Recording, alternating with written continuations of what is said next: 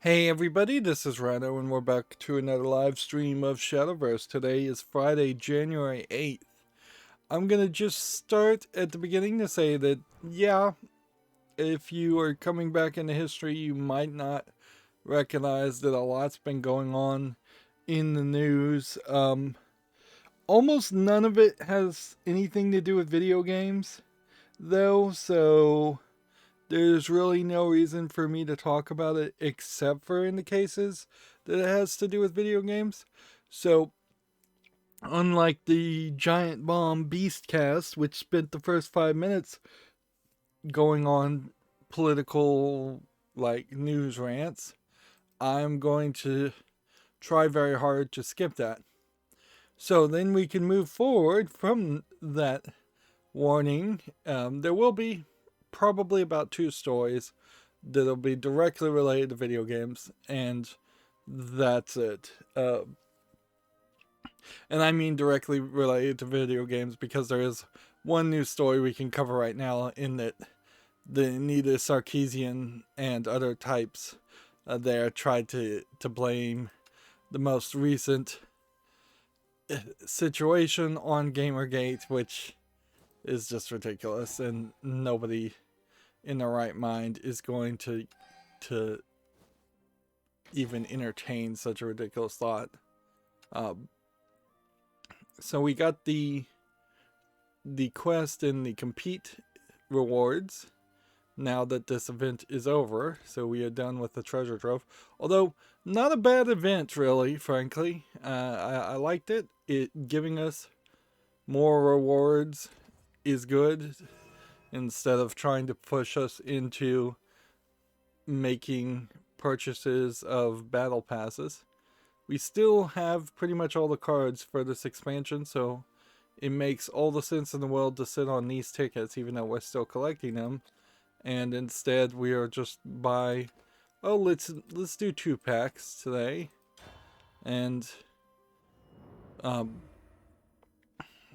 we'll just continue to try and get to 400 cards being purchased so that we can at some point possibly have 2 or 3 copies, however many you can have, of each of the platinum cards.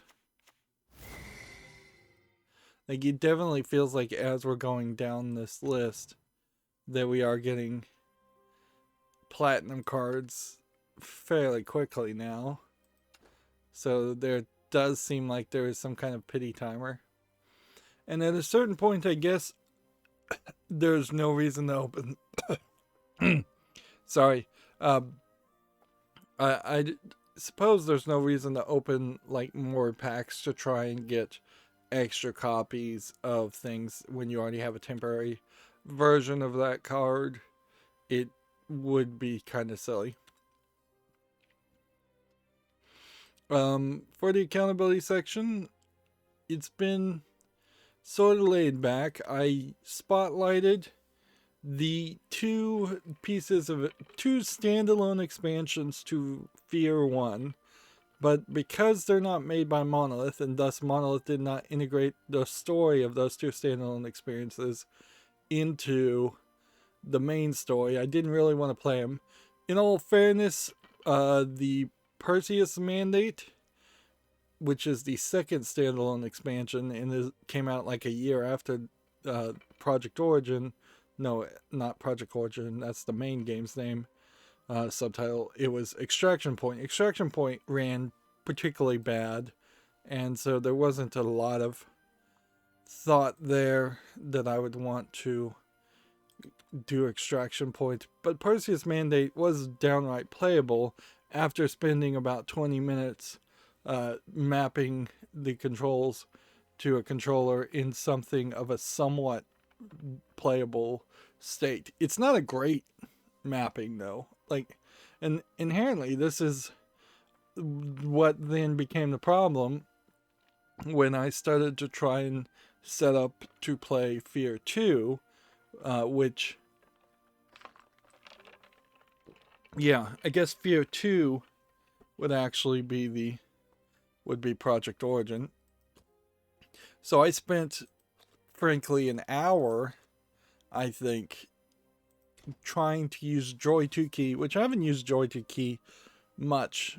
Honestly, I very well may have not used it since I last played The Binding of Isaac, because every other game has just had at least partial controller support, but Fear 2 doesn't. In fact, it takes a bit of a step back because it has less integration than even Fear 1 did with controller support.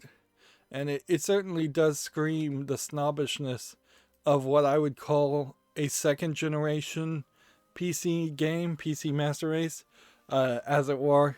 And really where that name was used more as a pejorative instead of just a meme joke like you would use it now. Or at least that's how I mean to use it when I say PC Master Race. But the idea of making a first person shooter that just forces you. I shouldn't re-roll this. Like, I really shouldn't re-roll any of these. I should just play. And since we don't really have anything else to do, Swordcraft, Forcecraft, Bloodcraft, Portalcraft. That's all we really need to do, so we'll see if we can do that.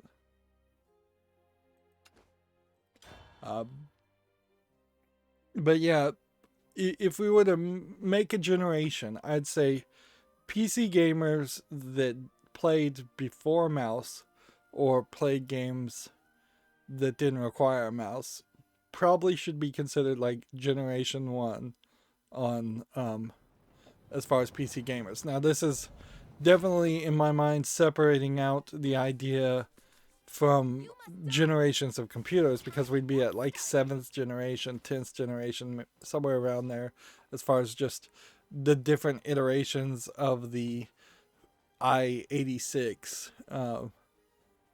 processor, and that's hardware generations don't really fall in line so much. So if you were playing something like Zork, a completely ASCII based game with just a keyboard, then I'd call you a first generation player. Or if you were just playing a text based game without a keyboard or with minimal mouse inputs at all, I'd call that first generation gaming. There is an argument that you could certainly split the generation more and say games that were before a certain level of graphics, like Zork is only one of several games that existed before there was some level of graphics, so it would be kind of silly to have a first generation that was wholly populated with less than 1,000 games. So, but you could certainly make that side division if you wanted, where I would say the second generation of gamers are the people that would be playing slower point and click style games, Myst type games, CD-ROM in early CD-ROM type gaming would be probably a second generation in my mind of PC gamers. And then you get into like the third generation of gamers once games start to get really good and PCs are way more powerful than any console, and that's when you start to have things like Fear. And even though Fear is like a 2009 and there's plenty of room to have other generations in that whole mix-up, there was that point where if you were playing something like Halo or anything like that, it just would have been on PC until pretty much the Xbox 360 comes out and starts to shift a lot of the more first-person shooter experiences to the 360 with games like Halo.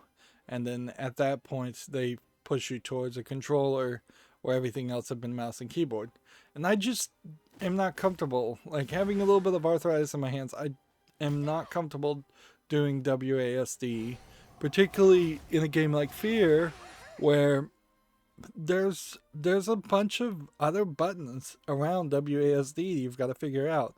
It's like, what does the Q button do? What does the E button do? What does the Z, the X, the C button do? What is am I using control? Am I using shift? Am I using spacebar? Am I using tab? Am I using the caps lock? The answer to all of those questions is yes, with the exception of the caps lock. So even in keyboard gameplay, the layout of their inputs is terrible. It doesn't make sense. You're not hitting F for flashlight. You're hitting like E for use. So I was using joy to key, and then that highlights a couple other problems in that you could map the right stick to use the arrow keys to move around, or you can map it to the mouse so that it would move faster and feel like a much more modern, smooth game. So I'm, of course, wanted to map it to the mouse, but then using joy to key, then you have to decide what speed do you want it at, which I finally settled at about 35. I don't know if that's 35 samples per second or 35% of 100% of what the mouse input could be. There is an acceleration that you would think you would want, but in actually playing, like I had to play the entire first level just to get even somewhat accurate, and it's still not really a great system. It's not tight movement, so it's just barely good enough that I can point the cursor in the right place and have it land where I think it should land. All right.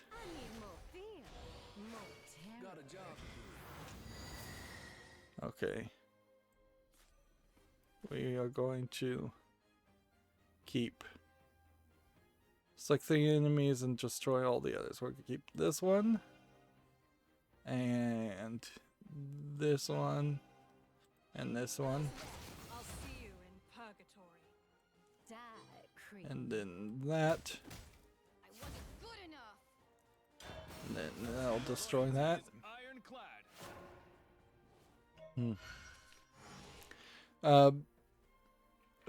Then there's a problem, certainly once you set up the right stick to work on the mouse and move faster, in the fact that the WASD keys are too slow, and there's really no way to speed that up without hacking the game to just make it run faster. So you walk incredibly slow in Fear 2. And I think they mean for it to be that way. They give you a run ability, but the run ability seems to literally only really trigger if you're going forward, and it seems like there's a kind of, you put your gun down a little bit and run forward, Gears of War style dash more than an actual run, and it seems to only apply to the run. So I spent a good 30 minutes saying, well, there is a way to use joystick keys where you could get the percentage of how far you're pushing the left stick to say, if I'm at 100%, I want to run, but if I'm at 50%, I want to just walk. In practicality, you either subconsciously play games that way or you don't, but at that point you are also asking it to do two different things, and the game itself just does not really work. So after spending about 30 minutes there, I finally decided, you know what, no, this is just going to be a slightly slow game where we are walking everywhere. Which doesn't make a lot of sense for Fear, because half of the game is very groundbreaking on the idea of running up to an enemy and meleeing them. Too slow. But yeah, there's really just not a good system there. In Fear 2, they at least do have a weapon selection menu, which they were lacking before. There is a way to get the start and the back button to actually bring up the menu, which I hadn't figured out in the Fear 1 expansions. Man, I think I just got totally screwed there. And then just a lot more time trying to figure out what should the A button do, what should the B button do. It's not particularly fun to have to spend an hour to get the controls to even feel somewhat normal. And see, I was using the start button for use for a long time, and so I eventually could not, in my mind, figure out should the start button pause like it normally would, or should the start button be used. And so I remapped it I remapped the start button to pause and the use button to the Y button, and now I'm having trouble that I've already locked into my brain it's the start button.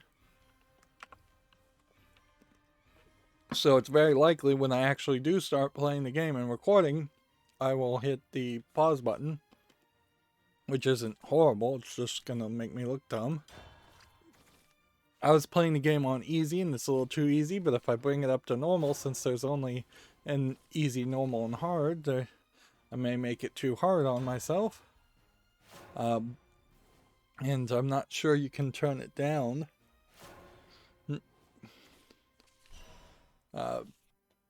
But there are also definitely technology improvements. Fear 1 is known for having decent AI on all the enemies and having them shout out things to other enemies. As far as he's on the left, he's on the right. Fear 2 introduces cover, where you can knock over tables and introduce cover. But I think they probably haven't really introduced any major improvements on the AI that will be noticeable, because honestly, even at that point, you can only really iterate on artificial intelligence so much. You really don't want smart enemies. The last thing any player really wants is that somebody flanked you and snuck up behind you and shot you in the back of the head, with you not seeing them, or with the computer outthinking you. That stops making it a game and makes it a chore. You wouldn't. Please steal responsibly. So, yeah, I don't know.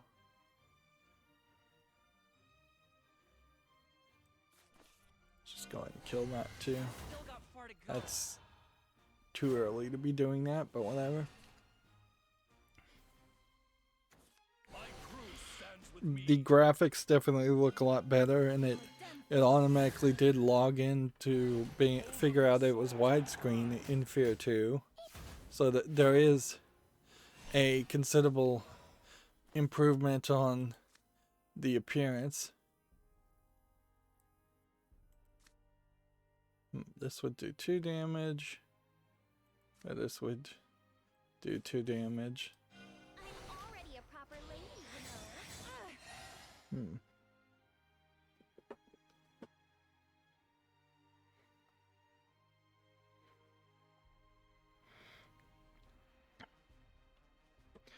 know. Yeah, so I'm working towards the second Halloween time. Sorry, I keep getting distracted. There's a loose hair that's irritating my leg, and that keeps feeling like a spider is crawling on me There's no time for you slugs. when there definitely isn't one. But it's certainly irritating.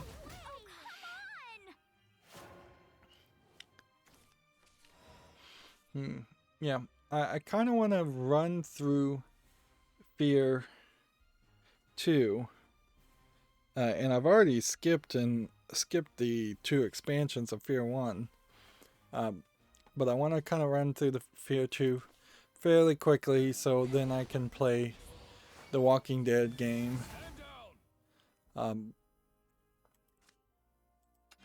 And that way there's at least 2 Halloween horror games.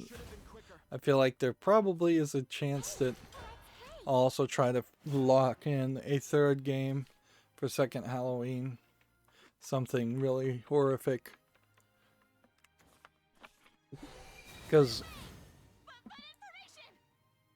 the jump scares in Fear 2 aren't going to really affect me. They might affect other people. Fear as a shooter series does seem like it's in that level where it would scare people. It does also feel like the general idea of a horror-based run and gun shooter melee game is kind of a ridiculous thought anyways, because like Resident Evil doesn't really, to me, feel like a horror game at all. Or if it is trying to be a horror game, then it then takes away in those sections the shooting element, and there's really only so much you can do. You either have ghosts that are minimally affected by bullets or completely immune to bullets if you're going to have a horror-based shooter.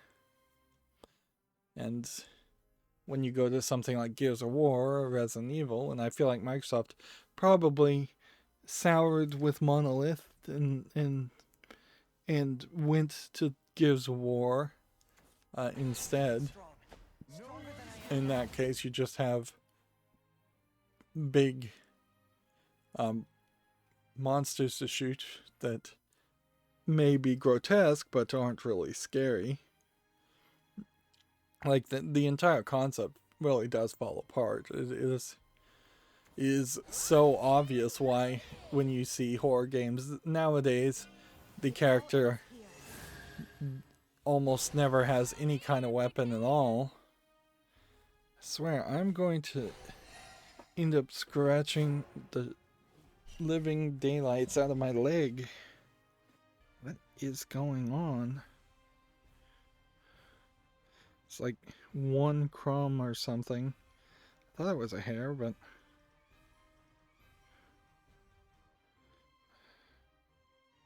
maybe something bit me. It does look like something maybe bit me. That's driving me crazy. Well, I guess I'll have to just ignore it and play the game.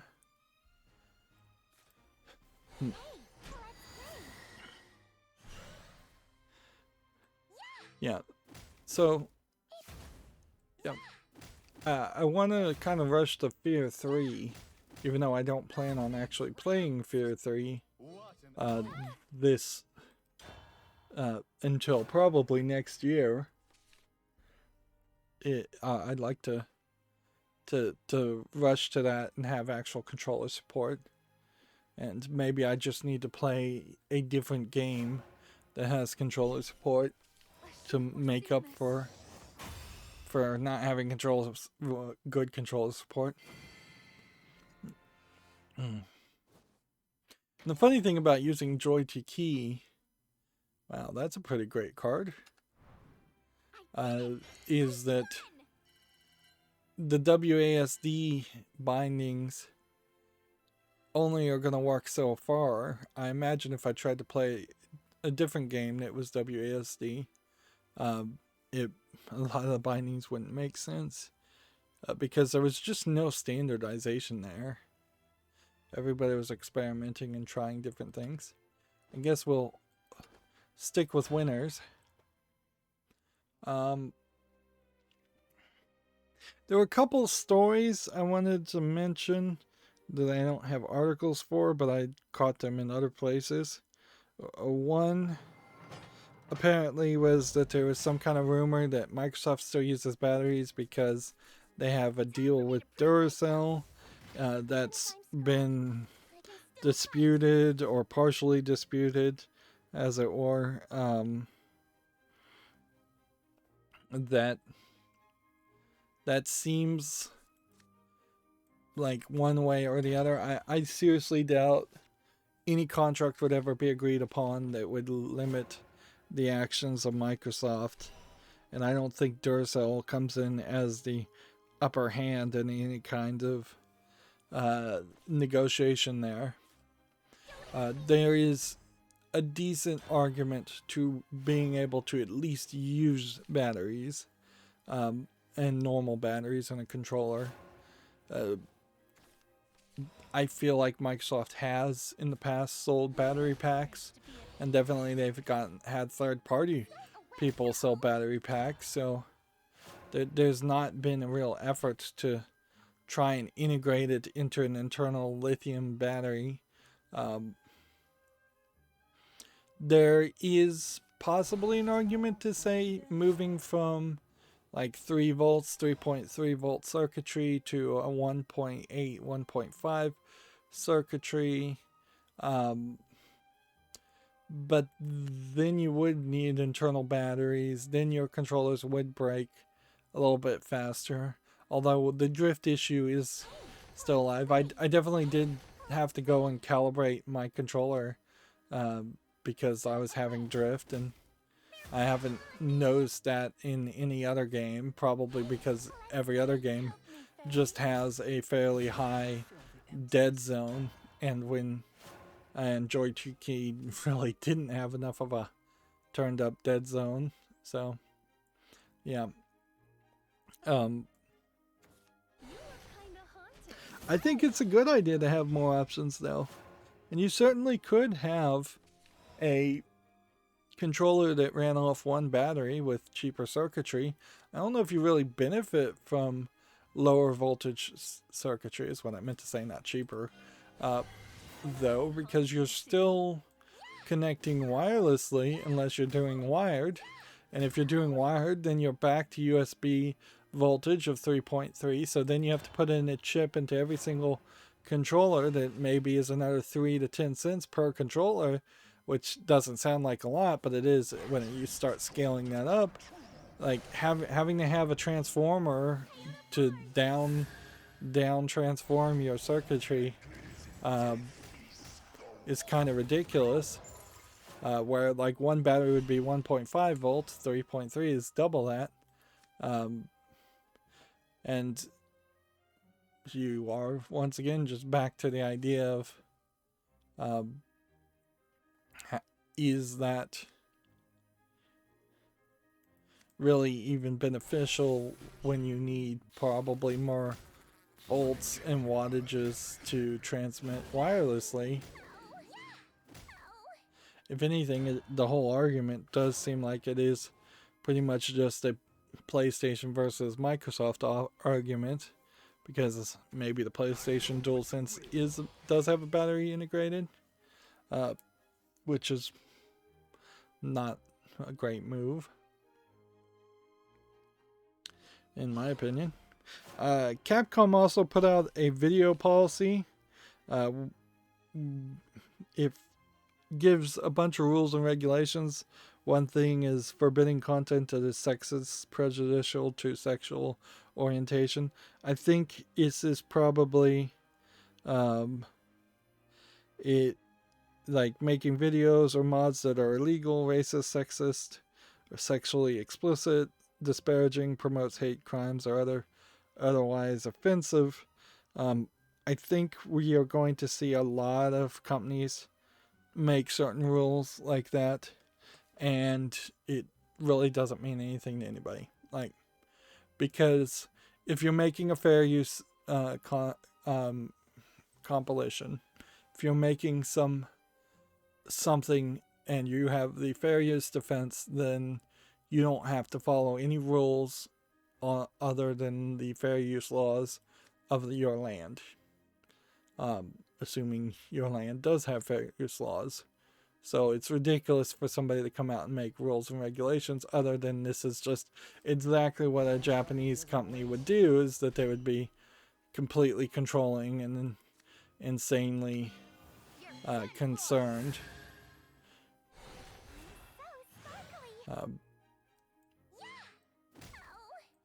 So yeah, I imagine we will see more of that happen. These kind of policy things can easily be ignored. They might be helpful to you as a guideline as far as what you think Capcom will try and DMCA and take down.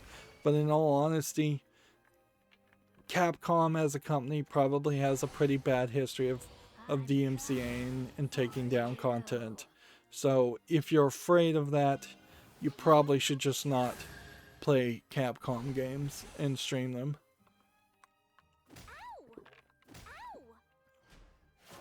But yeah, you're definitely going to start seeing companies all over the place pushing major rules as far as this is how we see it, this is how we want things to go, whether they have the authority or not.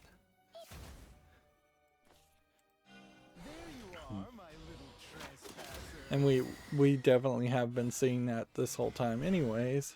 What an oath. My eyes. What do we have here? Best of luck to you.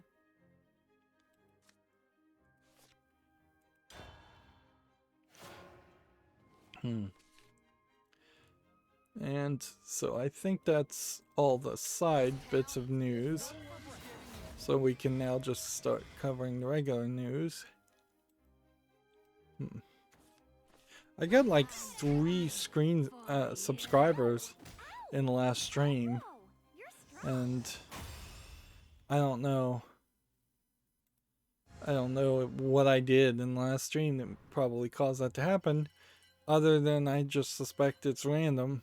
Depends on, I think, just who has free time and who is watching my streams and who's having fun and who isn't. But I certainly appreciate 3 subscribers per stream. Honestly, if I could get 3 subscribers per stream, then I would have the 400 or so subscribers I need to get back into the YouTube partner program, assuming by the time I get to that 1,000 subscribers they're accepting anybody. But you could do that fairly quickly, like 40 weeks, less than a year. That would be better than where I would have estimated, because I wouldn't be surprised if it's 2-3 years before I get to 1,000 subscribers, and at that point the rules will probably change again. Speaking of YouTube, Susan Wojcicki congratulated Lester Chin, who has been working 6 years at YouTube. It's been an unbelievable journey getting to work on this platform and for the gaming community. Truly never a dull moment, and I expect one hell of a 2021 ahead of us. Which she doesn't congratulate a lot of people. And certainly she doesn't tweet much as far as YouTube. You would think she would come out every single day with at least 2 or 3 tweets, or at least retweet some other people. It'd be really easy for her to come out and say, hey, we're seeing complaints of this, and this, don't do this.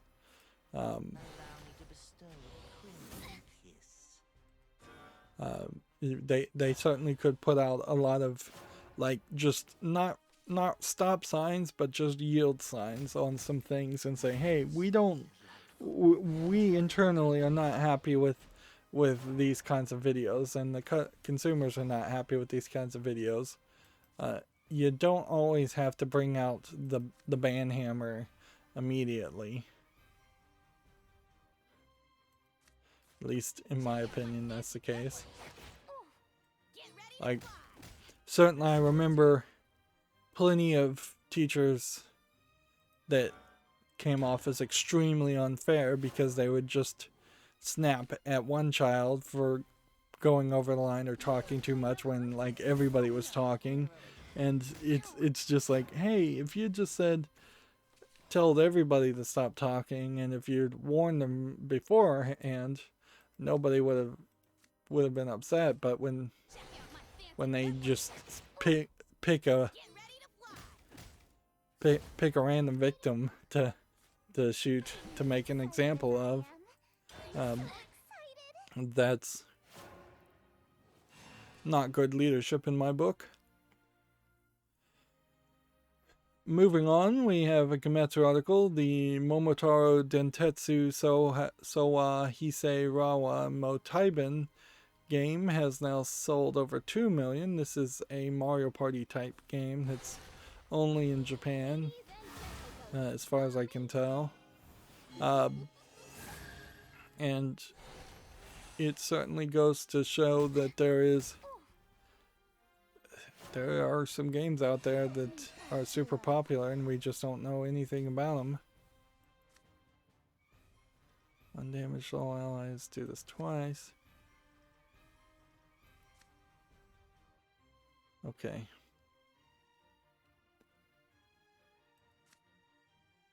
So if we evolve this,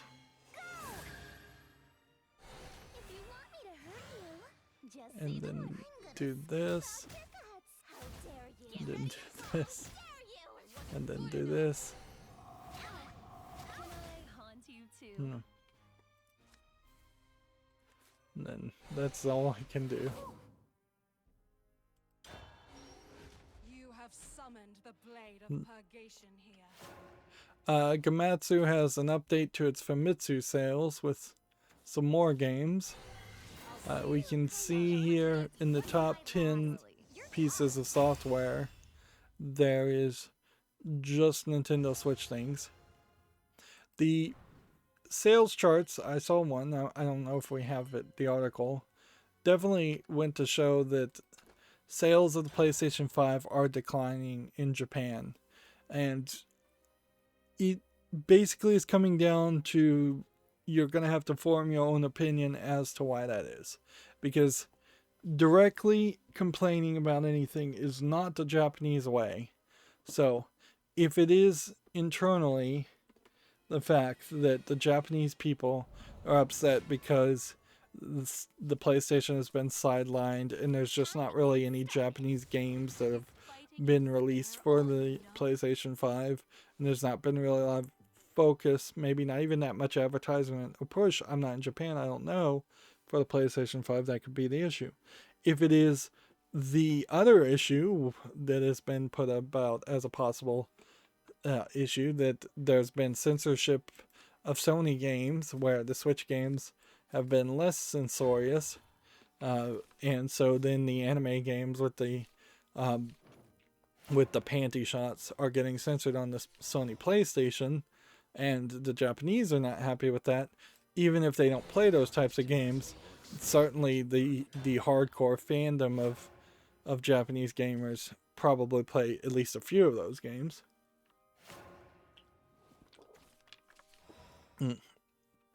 If they are really upset about censorship, then that could be the issue too. There could be other issues, certainly. There's plenty of other issues that could be it. It could just be the pandemic. It could be finances. It could be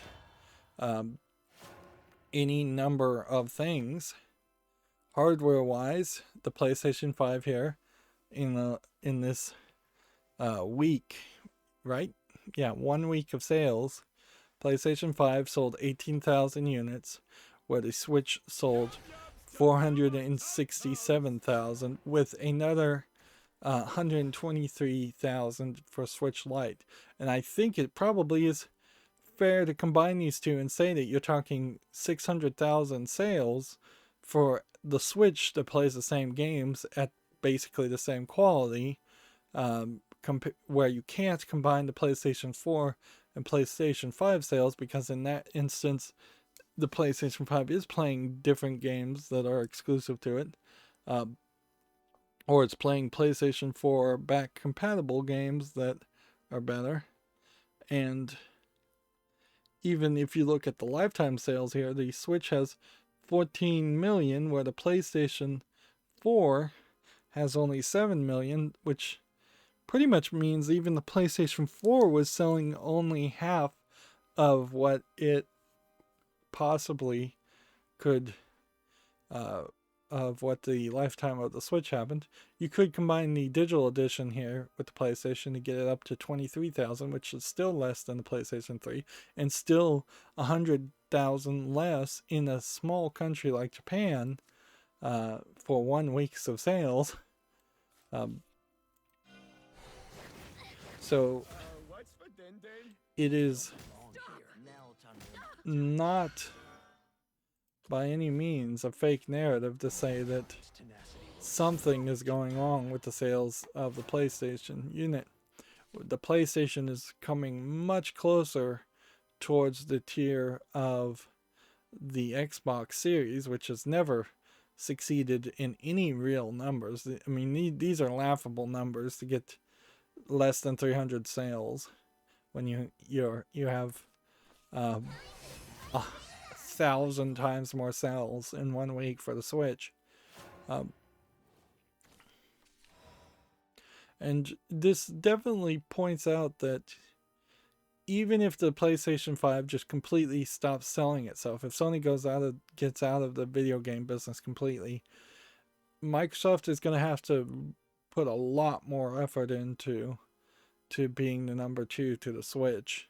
And they can certainly make some headway by not being censorious, not censoring. That will get some people happy, and they've kind of failed to stick to that because Galgun was just canceled. But they're also going to have to just fund, partner, and publish a lot of Japanese games. Apparently, at some point, Microsoft was in a meeting with Nintendo and they suggested buying Nintendo, and Nintendo just literally laughed in their face. Which, yeah, there really is no way that is going to happen. And see, if you look at like the previous week here of sales, it's not just the top 10 that are Switch sales. This is between December 21st and December 27th. All the last minute Christmas shopping, there is not a PlayStation 4 game or PlayStation 5 game listed until the 27th position. 29 out of 30 of these listings are for the Nintendo Switch. If you go from the 28th to the 3rd, there's 29 out of 30 are Nintendo Switch. Like, the Nintendo is kicking butt in the Japanese area. And at a certain point, I don't think you can just say, who cares anymore. Like, I don't think you can just make the argument that Japan is such a small market compared to the West and the rest of the world that you can just ignore them. If you're going to make that argument, then you're ignoring who makes the games. Because you're making an argument very much like, well, if we could get into the Chinese market and sell games to all the Chinese people, then we wouldn't need to sell games anywhere to any other country. Well, that's not going to work at all, because we've seen the quality of games that the Chinese developers have been capable of making so far, and they are in no way satisfactory enough to even make a Chinese player want to play them. You have summoned the blade of purgation here. Moving on, we have a game on Steam called No Sushi, No Life, which seems to be a VR version of trying to eat food as quickly as possible. At a certain point, this is just going to be a glitchy rhythm game, though, because you're just going to accidentally fail to eat something. And here you have apparently you're playing as a cat girl that's eating the sushi, or yeah. This is tagged as cyberpunk for no reason. $4.99 English and Japanese is too cheap for a VR game, so that's going to be a pass. Also, there's just kind of no game there. So, what I live for.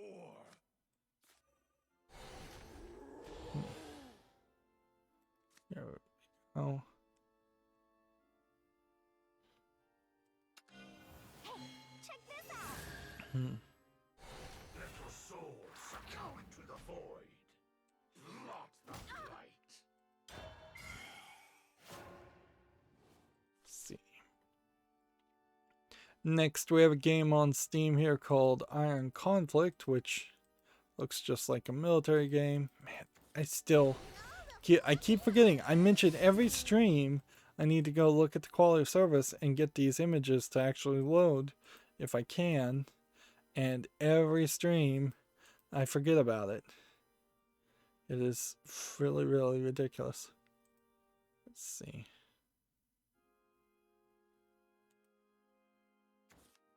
All the fluffy hugs. The real battle begins.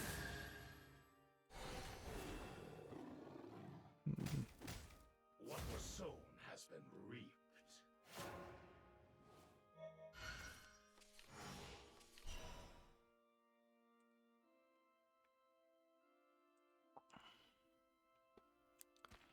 Can we actually win here?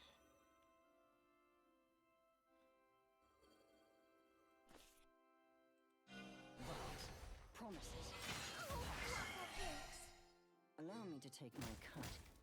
Oh, waffle cakes. Pity is for the weak.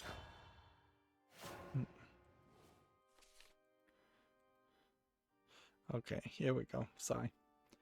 Going quiet here. Yeah, there's some not flashy military imagery here with no real UI being shown, which is slightly questionable. It's tagged as a MOBA. Its early access is $13.49 with in-app purchases. It's English and Chinese. Yeah, everything here screams don't play this. Mixed reviews.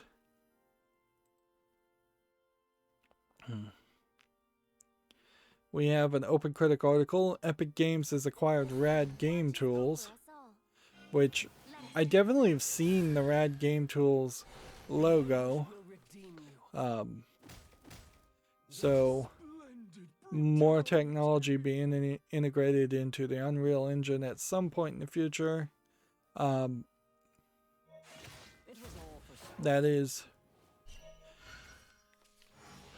probably the way things are just going to go, to the point where, like, we already are mostly at the point where either you run your own engine, which only the biggest AAA game developers and publishers can do, and even then it seems like a bad idea, Is an extension of my or you use Unreal or Unity.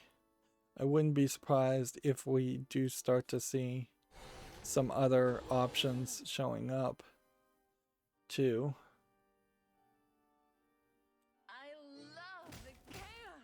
Whoopsie daisy. The shadows are gathering. Yeah.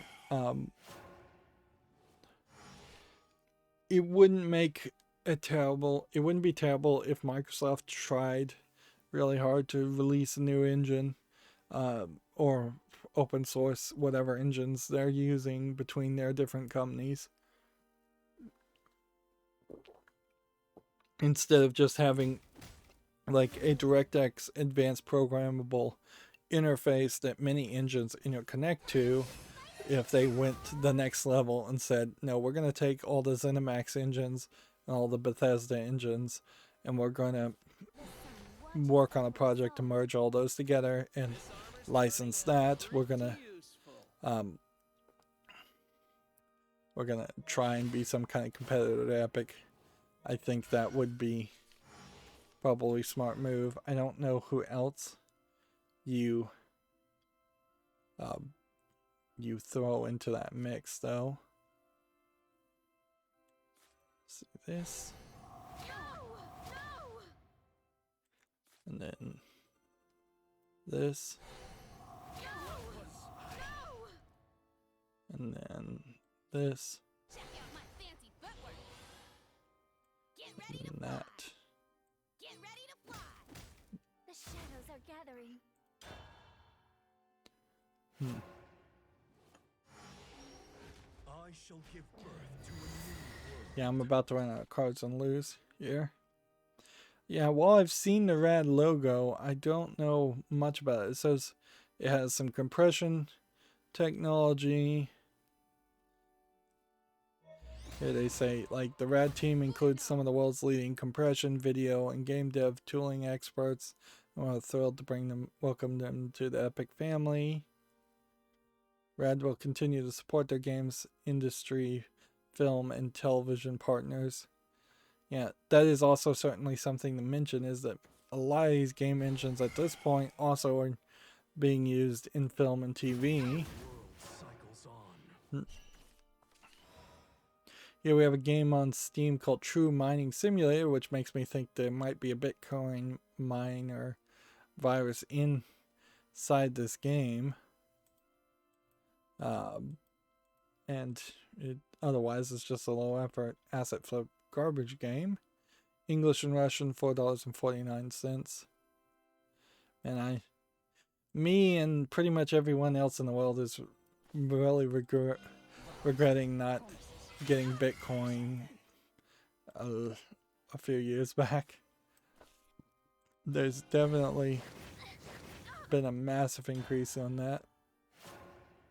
Honestly though, that was the story even then, so it might be an argument that even now at its new highs, it might be the time to get Bitcoin, invest in Bitcoin. That's insanely risky, certainly, but yeah, I think if I'm not going to pay a lot of attention to it, but if Bitcoin dropped a lot, like 1,000% or more, I think at that point I would just spend some money and invest in it.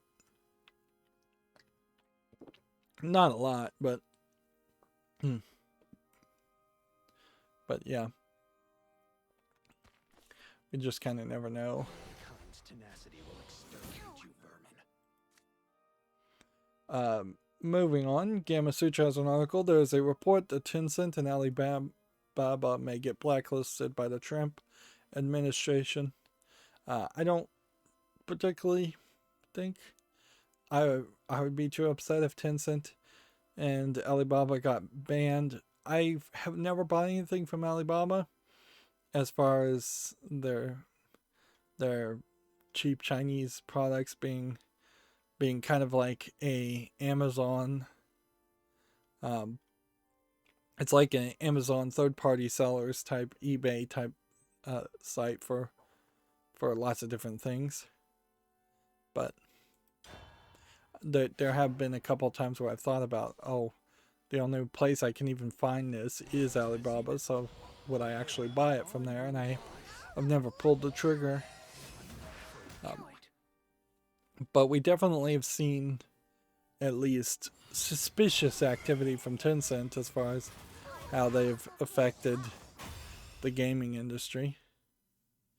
And who knows if anything is going to actually get acted on, because you could have easily written that same story 6 months ago, a year ago, maybe even 4 years ago, because at no point were we really in a situation where the Trump administration was happy with China, and they were fairly obviously trying to take that out on certain Chinese companies, whether the Chinese companies deserved it or not.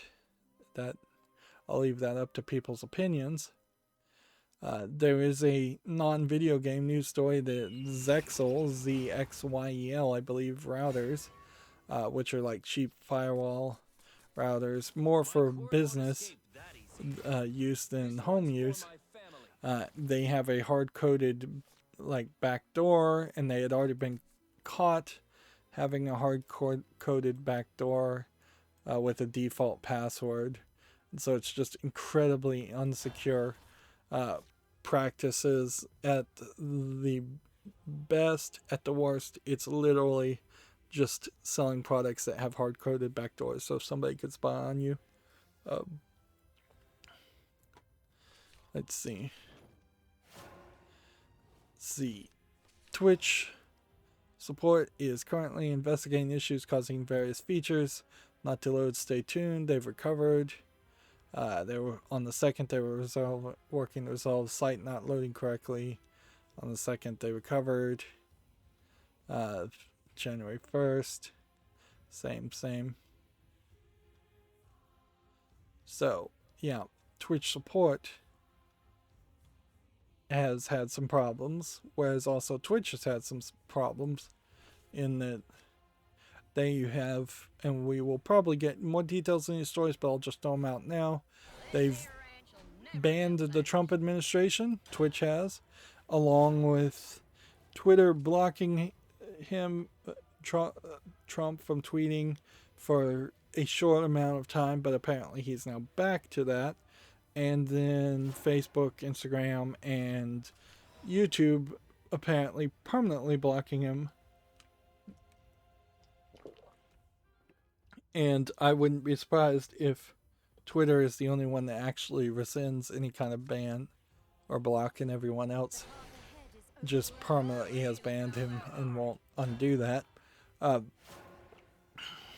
Twitch also removed an emoji that was like a site-wide emoji. I'm not sure how really all of those work, because the original creator of the emoji tweeted out some trollish or pro-Trump things. I'm not sure which. I really don't care. I'd never heard of this creator before. I'd never heard of the emoji, but apparently it was popular enough for them to have to make a statement. But yeah, like I said at the beginning, I'm going to try and mostly skip these stories because they're not video game related. And I can certainly say very presciently here, almost certainly there will be video game companies that try to stick their nose into the political conversation and regret it horribly, because you will inevitably piss off half of your audience regardless of what you say. And they have no business to put in their 2 cents anyways as video game companies. So yeah, there's definitely going to be some controversy that happens here.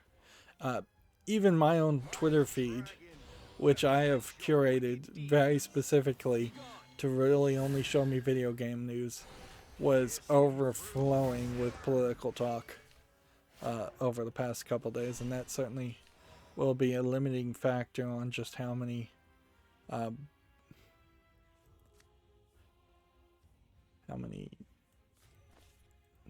news articles we have to talk about.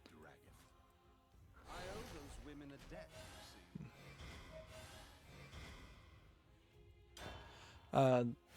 RetroArch has increased its bounty through, I believe, donations is how this works, is people will increase the bounty on people being able to program things.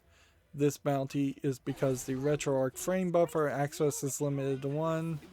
It can only draw 1 frame buffer. This hinders certain systems that use multiple screens as much as they must be drawn on the same frame buffer, forcing any workaround to be done by the core itself. It also has the impact of netplay because it shares states. So if you could introduce multiple frame buffers, then you can draw your second frame often faster than 1/60th of a second if you're doing a 60 frames per second display, and then that means you can be a frame ahead, and that means less lag and less drop frames if you get lucky.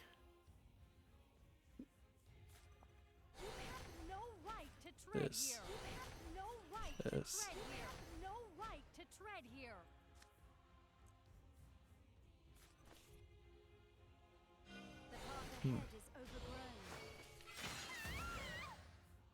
There we go.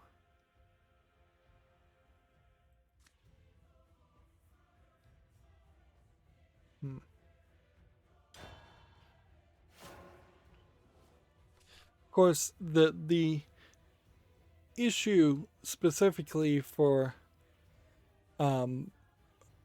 fixing the frame buffer issue, and I don't want to get too technical here, is going to be a limitation of how much video RAM or system RAM, if there is no video RAM you're using. Certainly one of the projects I was working on, I couldn't access the frame buffer at all, and that was a major limitation to me, is that I could not figure out how to do it, if it even existed in the first place. So when you're talking about something like the RetroPie running on the Raspberry Pi, you may very well end up having to implement a system that says multi-buffer works on everything except for the Raspberry Pi and low-end devices like the Raspberry Pi, but it will work on PCs and higher-end products. I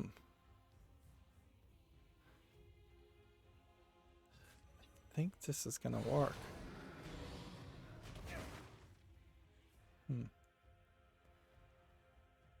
Nope. You have no right to tread here. So I want to hit this. Away with you. I owe those women a debt, you see.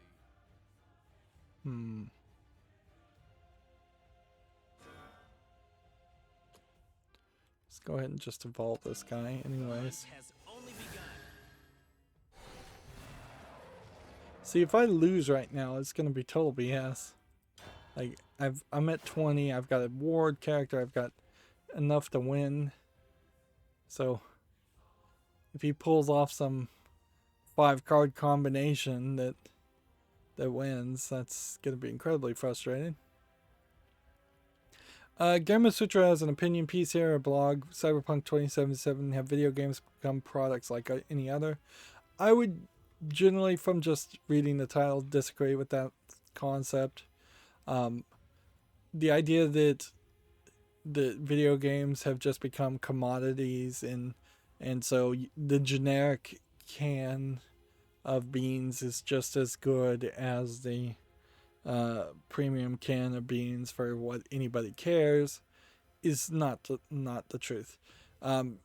You are effectively buying a piece of art when you are buying a video game, and if you look at what games would probably be very commoditized, you're looking at like hidden object games and jigsaw puzzle games that show up on Steam on a weekly basis. Those kinds of products are very, very different from almost all other video games that exist, and they definitely don't sell. I shall give birth to a new world. Should I fall? Yep, this is ridiculous. What can I say? Alright, well, let's see if we can survive this. The world cycles on. I won't let you get away. Break the law, straight shoot. Gamma Sutra has a job listing here for Sucker Punch. They're looking for a producer. Where is this located, though?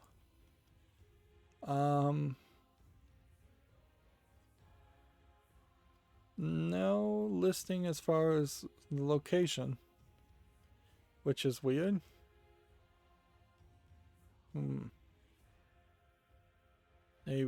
Some labels here. I tend not to actually look at what they're looking for, but there are some basic things. They still want you to be good at Excel, Word, and PowerPoint, which is funny. It's never D-base because nobody cares about that. They also want you to be proficient with Jira, which is another software that if you were in college you would want to probably have a class on, if they teach a class on it. I'm not sure they even do. But then a lot of these qualifications really are just having your standard excellent verbal and written skills, or having actual experience doing the job. So like a lot of even the job requirements as they're listed in job listings still, for at least video game jobs, boil down to, can you claim or lie that you have these abilities, because there's no way you can actually prove whether you have them or not. And then 20% at most of the requirements are, can you actually prove that you know how to use the software, which that could be particularly frustrating if, say, you were working as a programmer and you've spent your entire education and career up until this point saying, I'm good at Jira, and I'm good at C++, and I'm good at Python, and I'm good at C#, and I know how to use Unity, and I know how to use Adobe After Effects and Photoshop, and like any kind of creative person whose real requirements on the software side can be met, is probably pretty peeved when they very possibly come back and say, no, you just don't have the skills we require because you don't have excellent communication and writing skills. And frankly, in that case in particular, it's terrible. Like, I would personally not really say that I have excellent verbal and written communication skills, and every single job anywhere requires that. So am I unemployable because I don't think I have excellent, taking the literal meaning of the word excellent, like excelling above average? They want more than they want. No, they want pretty much every employee to be above average at written and communication skills, including burger flippers, including people that work at Walmart, people who would never be given any kind of pen and paper to write on or computer to type on. They still want that because it is just such a generic BS thing. And sure, I get the idea that if somebody turns in a resume and they've misspelled their own name, they don't have good enough writing skills. But plenty of jobs out there that don't really require that.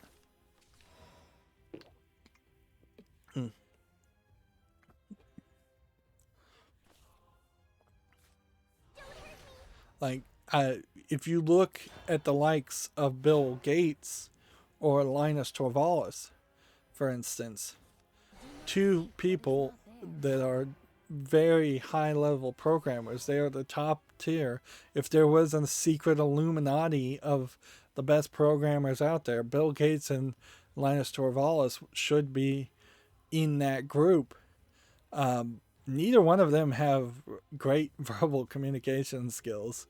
Both of them have been in trouble for being short and trite, and that's not unique by any means. Almost all the project leaders of almost all the successful open source software developers are not in it to have excellent verbal communication or written communication, particularly when they're constantly having to deal with people who are several leagues below them in skills. Like, these are, when you have an open source project, you very often have somebody that just will completely ask the dumbest questions, or they'll have a problem because they didn't install the software right, and then they will go and make an issue on the board, and then you'll have 10,000 issues on your project, none of which you can actually fix because they aren't really issues at all.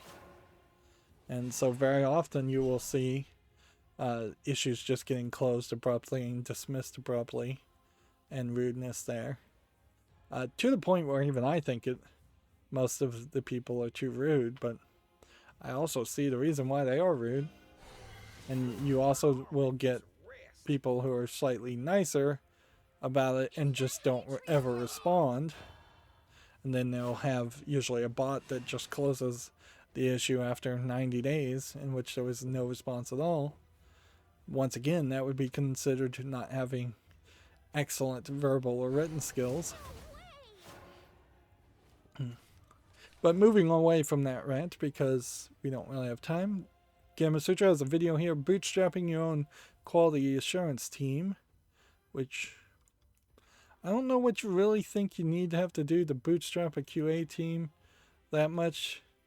I think, generally speaking, all anybody ever does is hire a hiring company to hire some temporary workers to play your game. And then they just play your game, and then they do have to document it. And usually you'll have either just good old-fashioned recording software recording what's happening, or you'll maybe still even using tapes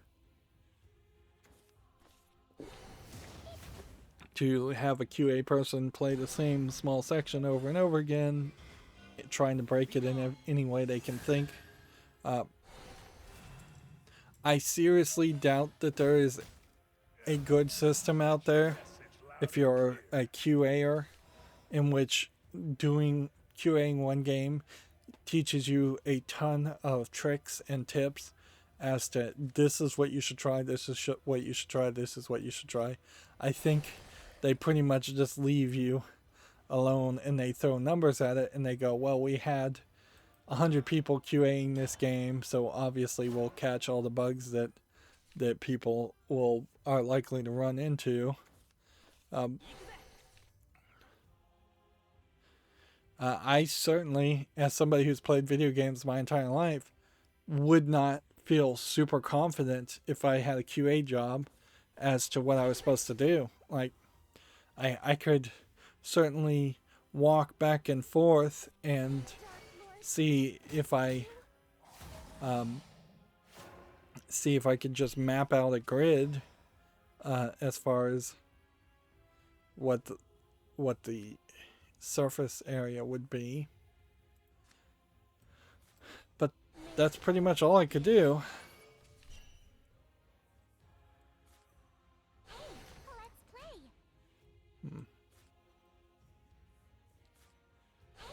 Let's play. You're done for. Yeah, I would jump around. I would, Don't push. Help me, fairy.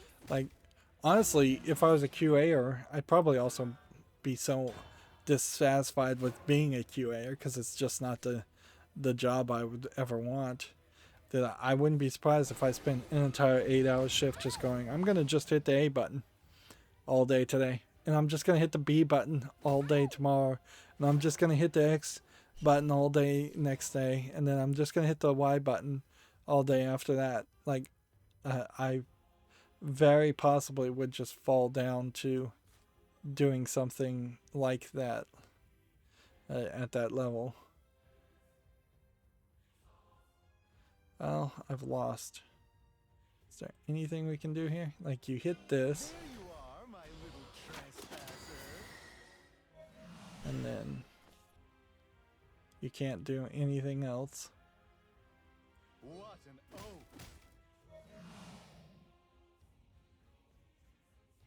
Oh no, this thing had some special ability, so my damage to it didn't even hurt it.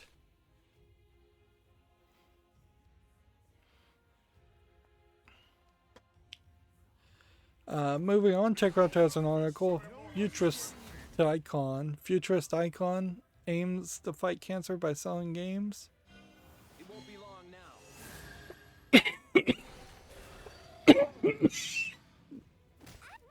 Apparently there's something more to it than just that, because they seem to be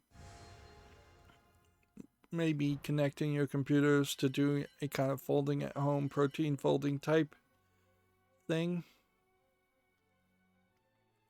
It's not a good move, in my opinion, at all.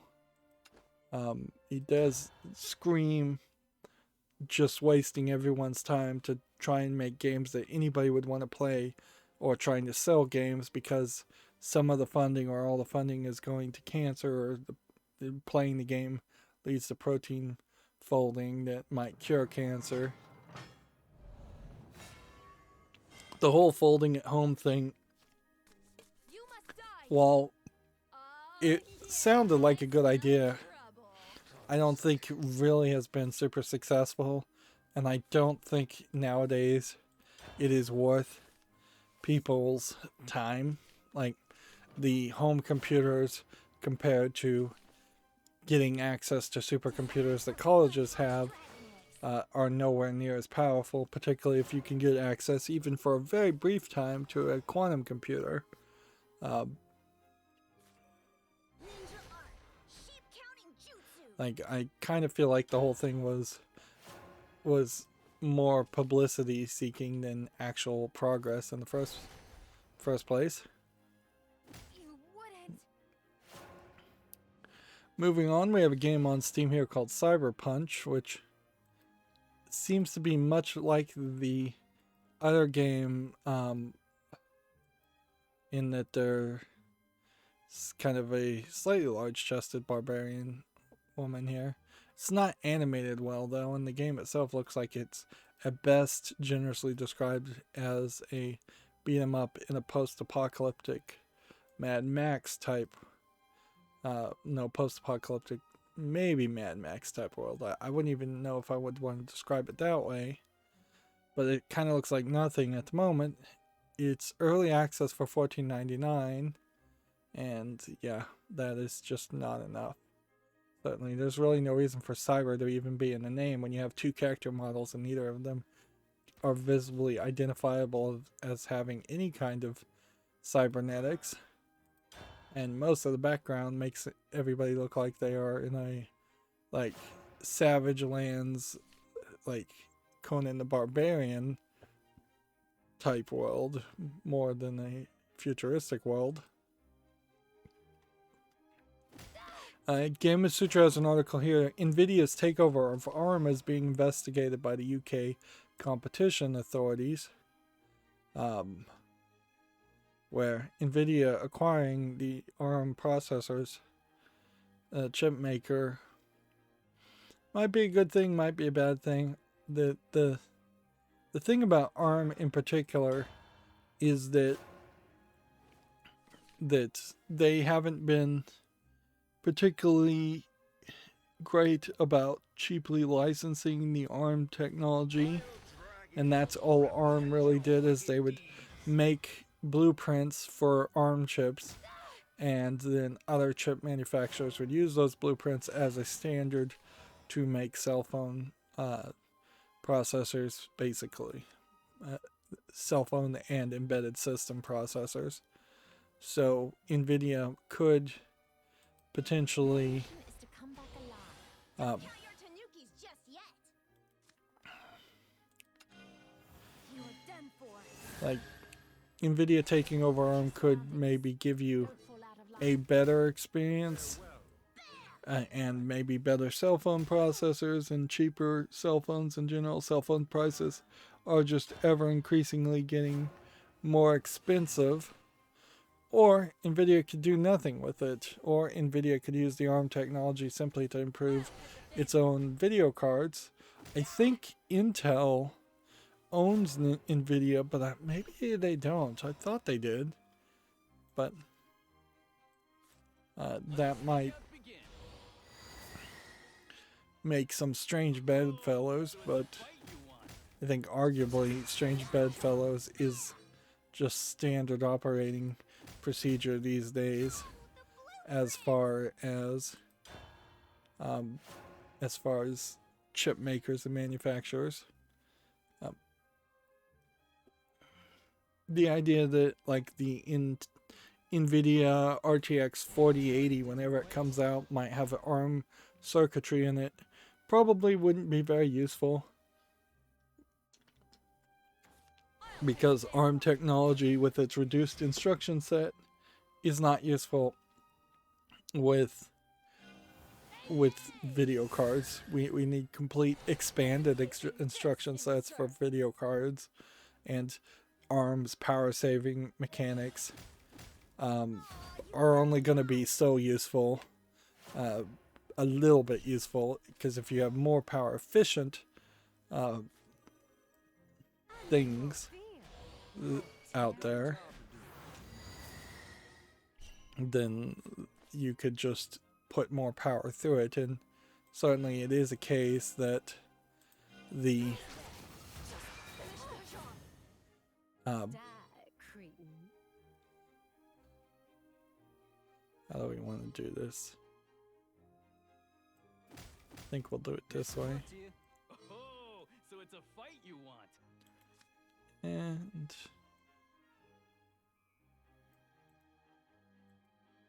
Oh, so it's a fight you want. Hmm. Call for a loyalty is ironclad. hmm. Loyalty Yeah. is Um, ironclad. Yeah, I don't see much improvement to a video card. You could have NVIDIA trying to make like another TV or gaming streaming device with a CPU that is an ARM-based CPU with a GPU that's an NVIDIA GPU. I don't think anything like that's gonna be super well received if you did do something like that. But it certainly is a case that the UK is trying to protect ARM, which I believe is a UK company, from just being acquired and assumed by NVIDIA, which is probably a US company. And inherently this is the problem with the world economy and world markets anyways, is that when you have cross-border acquisitions, and free trade is what they would generally call that, but free trade means a lot of different things to a lot of different people, you are shifting economic power potentially away from one country to another country, or arguably what you're really doing is shifting away economic power from one country to a corporation more than anything, to the point where countries are definitely going to wake up very quickly in the next couple decades and realize, oh, we don't have as much power as Amazon.com does. Like, it's the corporations that are in charge now, and they don't have constitutions, and they don't care about the citizens at all. Not that many countries even really care about their countries. Their citizens. Galaxy of gems tumbles and twirls.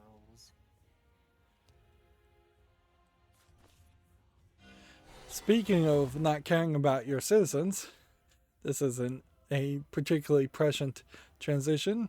Magic the Gathering Arena is coming to Android on January 2020.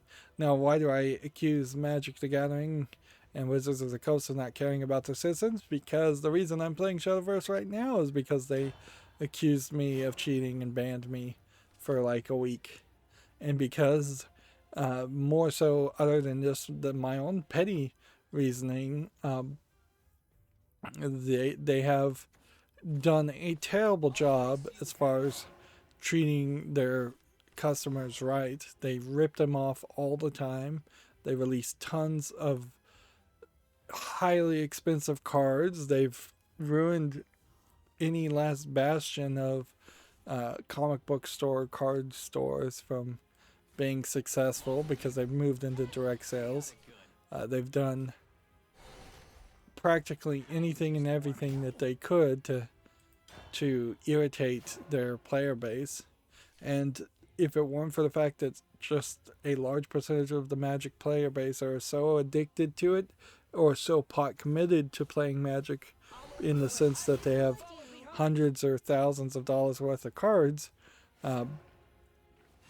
I think we would have long since seen most of the Magic the Gathering community abandon the series. There also hasn't been any really great competition because Wizards of the Coast has like basically monopolistic copyrights of the concept of collectible card games. What I'm not seeing here is an interface. This is just the regular interface for Magic. I'm not seeing an interface here that's going to really work. Let's see. And the Android version is coming January 28th, 2021, which is quicker than I thought. They probably should have announced that quicker, but they've been pretty bad about working on anything. And then iOS is coming sometime later in 2021, or at least they claim. They drastically have to improve the interface to get it to work on a cell phone. It's just not going to work. There's so many times in Magic the Gathering where you have 20, 30 cards on the field. Unlike Shadowverse, which is and Hearthstone, which are very good about not letting that happen.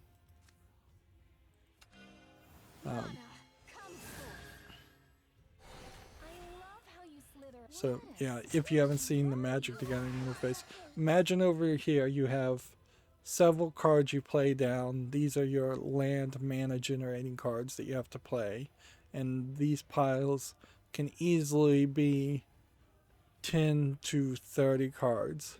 Then in the center of the field, you might be limited to 5, but I don't think you are. I think you have an unlimited number of characters that you put in the center of the field taking up this, unlike Shadowverse or Hearthstone where you have only 5 cards.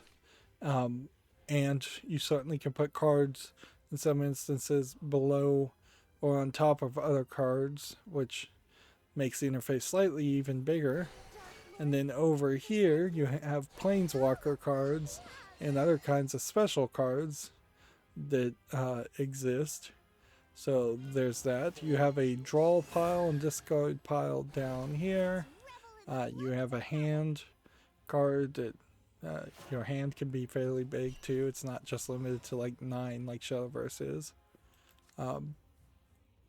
Then you have like special artifact cards that are over here. And then you just mirror all of that for your opponent. And then there's like, I think a special third side deck somewhere. Maybe that's not visually depicted. Can't remember if it is or not. But then you also sometimes get emblems in the middle on rare occasion. And then there's a whole interface for changing phases. And Magic has like 5 phases where pretty much there's only one phase in Shadowverse and Hearthstone. It's a really overly complicated game because it's so old.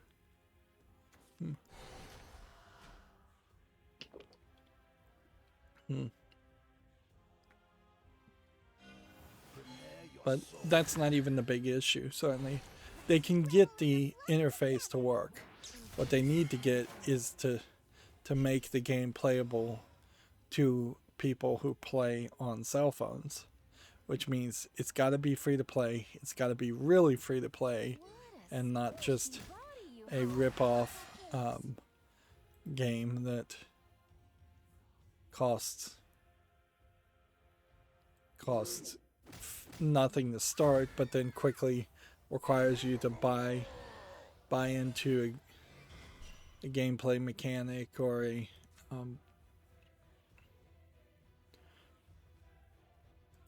or a bunch of expansions. Yep. I actually put money into Magic the Gathering, and now I completely regret it since I played it for less than a year.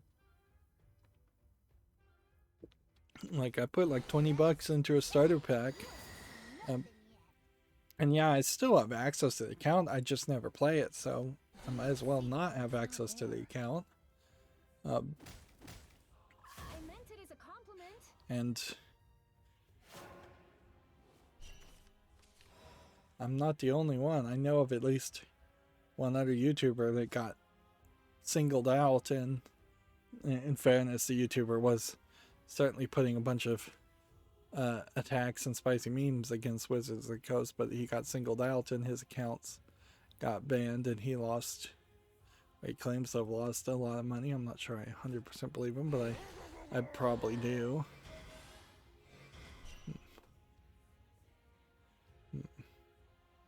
A fitting end. All right.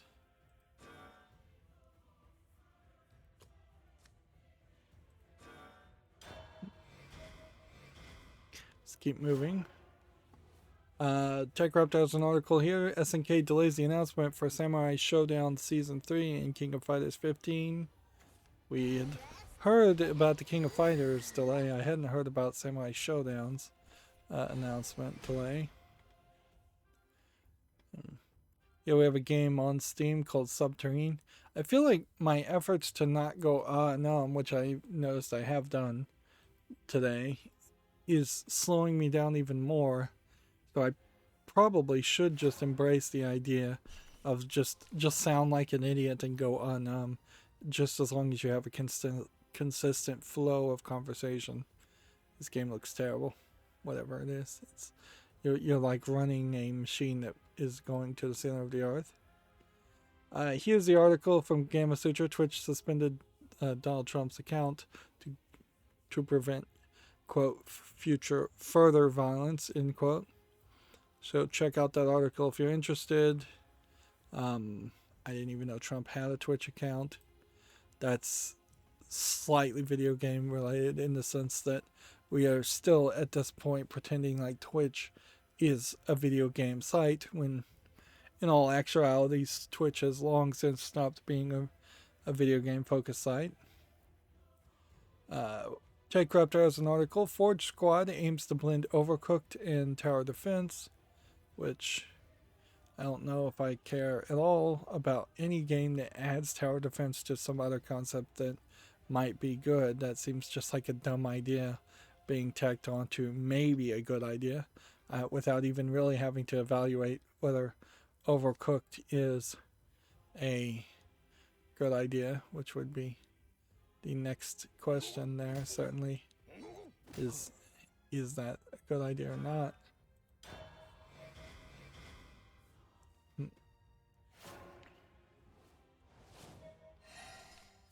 Gamatsu has an article here. Project Winter is coming to Xbox One January 26th, PS4 and Switch later. What kind of game is this? Haven't heard anything about it.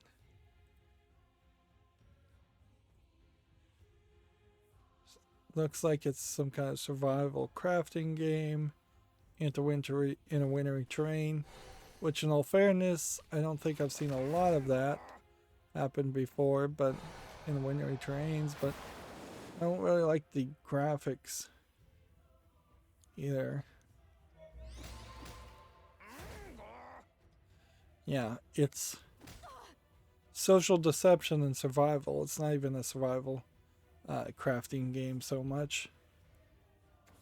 So I was wrong as to what kind of game it is, which just makes it me even less interested in it.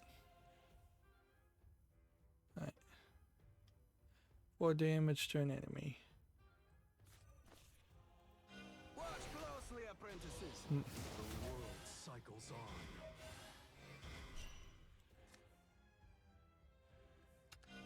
You don't stand a chance. Make some wait for the boom. Okay.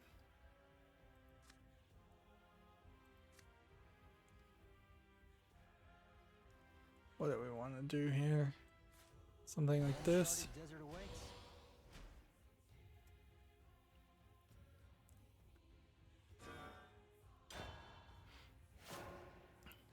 Next, we have a game on Steam here called Cosmotronic, which looks like it's a poorly designed gravity platforming game that feels like it's kind of like a game that's intentionally supposed to be comedical, as the character has floppy body physics.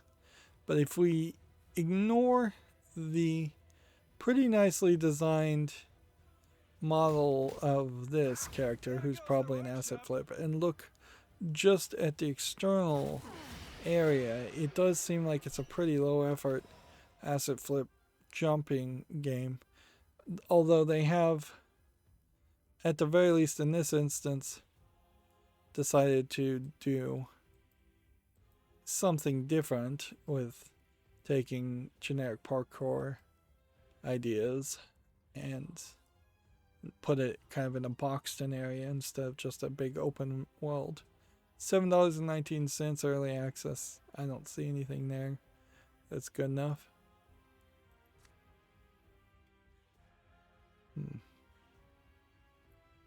Okay, random allied follower. Let's see, well, let's do this.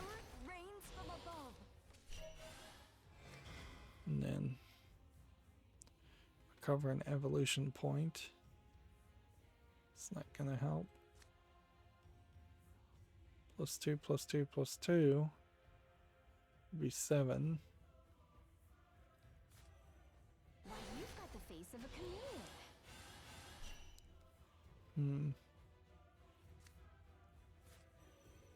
I serve in hopes of a better tomorrow.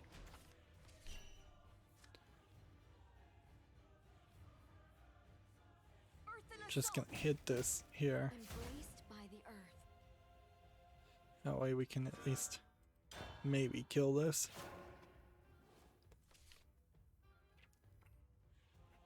Next we have a game on Steam called Block Destruction, which seems like it's a physics game, kind of an experimental program. The thing here is, if there was more polish to this, I'd compare this to something like Boom Blocks, but even Boom Blocks I don't think really works unless you have a Wiimote attachment. This is $2.39.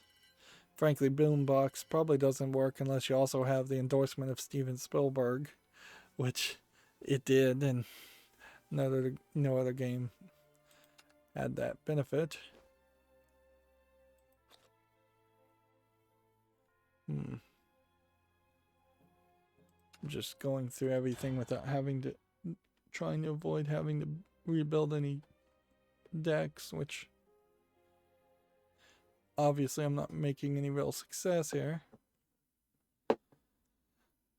Let's see. We have a TechCraft article. The Dying Light writer Powell Selinger leaving Techland after 22 years.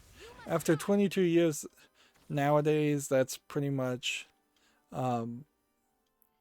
retirement more than he got mad at somebody. He worked on Dead Island and Call of Juarez.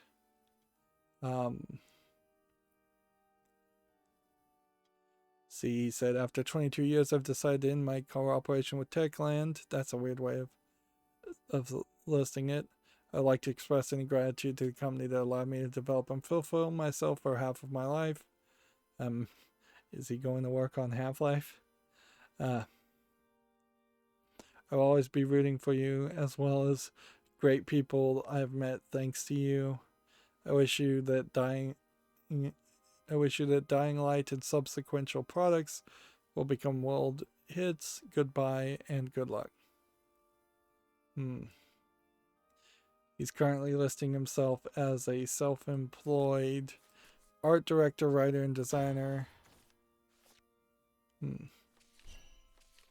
See, it would be interesting if he went back and tried to work on Dead Island.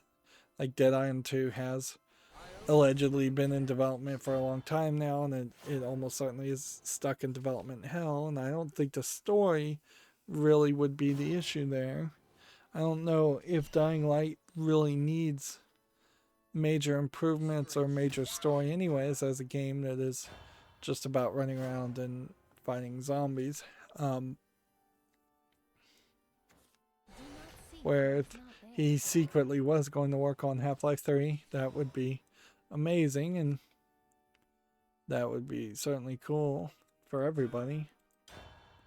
And it's so crazy that you can't even say the phrase half of my life without some people thinking that that might be a hint to that they're working on Half-Life 3, or at least joking that that might be a hint that they're working on Half-Life 3. As I am joking right now about that. Next, we have a game on Steam called Lost Existence, which seems like half Minecraft and half Serious Sam game. And that's not going to work. It's free. Just free. No in-app purchases. Single. Honestly, though, a Minecraft clone that's free these days still is just a Minecraft clone. And I doubt you're going to ever be able to get enough of an audience to make that a success. Desert awaits. You have no right to tread here. The hunt has only begun. You think you're Away with you. A There we fitting go. end.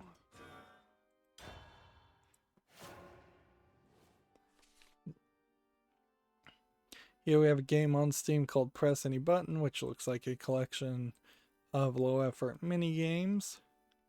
They're fairly slow. It's free with a $9.99 DLC, English, Russian, Ukrainian. I fall. Nope, We won't give him an that is just a straight no to me. Here's the other Twitch story from Gamasutra. Twitch removes popular emote after pro player support for Capitol Hill Mob. Twitch has removed the PogChamp emote from the platform after Ryan Gutierrez, a pro Street Fighter player,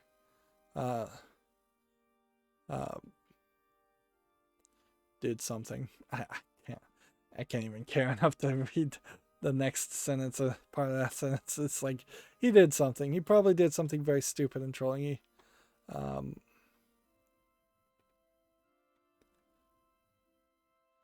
Like, he probably deserved some backlash. And this is definitely not something where I could What do we have be here? really pissed off at Twitch for doing that. Twitch is going to come off as reactionary one way or the other. Removing the emote in particular is part of a longer narrative of specific emotes getting removed and specific arbitrary actions being taken against specific individuals compared to a more consistent He is ironclad. just ruling and running of their organization. The claim of favoritism is the problem, really, there, not the fact that they took the action. And that's what every company is going to have to be very, very careful about going forward, is to try their very best to not look like they're playing favorites, even though almost every company is going to play some level of favorites. My armor has been pierced. Moving on, we have a game on Steam called Machizzle, which seems to be a VR game where you play a 2D like laser puzzle, physics puzzle game. Done for. But then you also have a cat and dog that seem to just be added for no real reason. You put, like in this, you put a collar on the cat, and then that created a, turned on the lights, and then it wants you to move this block, and then a ball falls from the ceiling, and then, yeah, throughout this whole thing, you're moving these balls from point A to point B. Then here you have a dog wearing that same necklace. Then you see more puzzles. Seems really inconsistent, and not really well designed for a VR game. There's really no reason why that should be in VR. This is $10.99 English only. I might very well have played a physics-based puzzle game if you hadn't integrated it into VR, but I'm not gonna spend $600 to buy a VR headset to play a game that looks like that, and that nobody should. I'm here, just like I said in my tip-off note. Let's see. YouTube creators came out here, and let's see if we can show the full thread. Yep. Where was this? January 7th, 4-part here. Due to the disturbing events that transpired yesterday, this is YouTube related, not really video games. Starting today, any channels posting new videos with false claims in violation of our policies will receive a strike. Particularly since the election results in the United States have been certified completely, so that they are basically just going to community guideline strike tons and tons of people, and this is, I guess, one of maybe several great purges that are likely to happen this year, in which YouTube is just going to try to get rid of content creators and content, save themselves some streaming budget. That's the real secret to this, in my opinion, is that they have run out of hard drive space and they can't justify having content creators upload videos anymore because it's not making them the kind of money they would like. They've removed thousands. And here they're coming back in the third tweet here in this, that like when they updated the misinformation policy, this is what they meant. And in all fairness, that's probably accurate, and most people should have known that's what they meant, but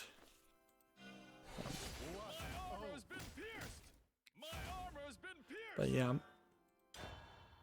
you would have had to stick your head in the sand to think that this wasn't coming. Channels that receive a strike will temporarily suspended from posting or live streaming. Channels that receive 3 strikes in the same 90-day period will be permanently removed from YouTube. We apply our policies and penalties consistently regardless of who uploads it. That's bull. We know that's bull. We know PewDiePie's content would not be removed. But yeah. Of course, as a YouTube content creator who tries just to talk about video game news and is trying really, really hard, particularly today, to not get into politics, it's still scary that you could have a video out there that gets posted and YouTube just decides it's saying something completely different than what it's saying. And that's exactly what we've seen in the past, is that there have just been bots that YouTube has tried to employ that have then struck you with community guideline strikes, and then they claim that somebody looked at it, and we know that nobody actually looks at it because they're limited to like 5 seconds to look at the video to get context, and that's not going to work. So far more often than not, you'll hear YouTubers complain about getting strikes, saying nobody looked at it. We know nobody looked at it. Why are you lying and saying it was manually reviewed? YouTube just cannot get away from looking like the bad guys.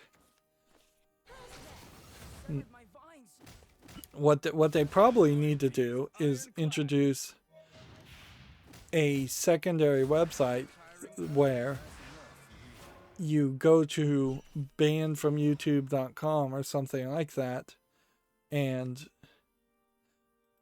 then the video is viewable, but it's all unless it's just straight up illegal, like child porn or something. There should be a way that a casual person could go somewhere and see the content that was banned and see why it actually was banned and that it maybe deserved to be banned, compared to just taking YouTube's word for it, because nobody trusts YouTube.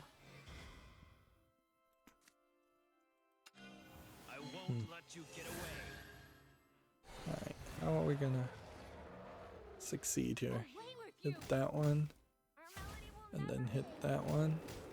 The world cycles on. Moving on, TechRaptor has an article. Roblox has been valued at 30 billion. It's skipping an initial public offering and going with direct listing, even I fall.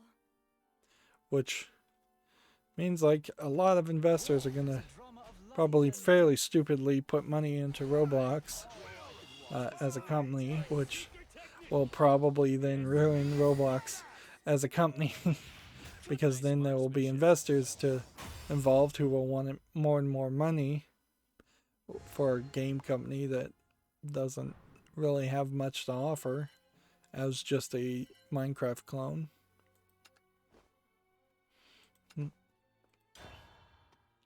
TechRaptor has an article here. Honkai Impact 3rd Neon Genesis Evangelion crossover announced.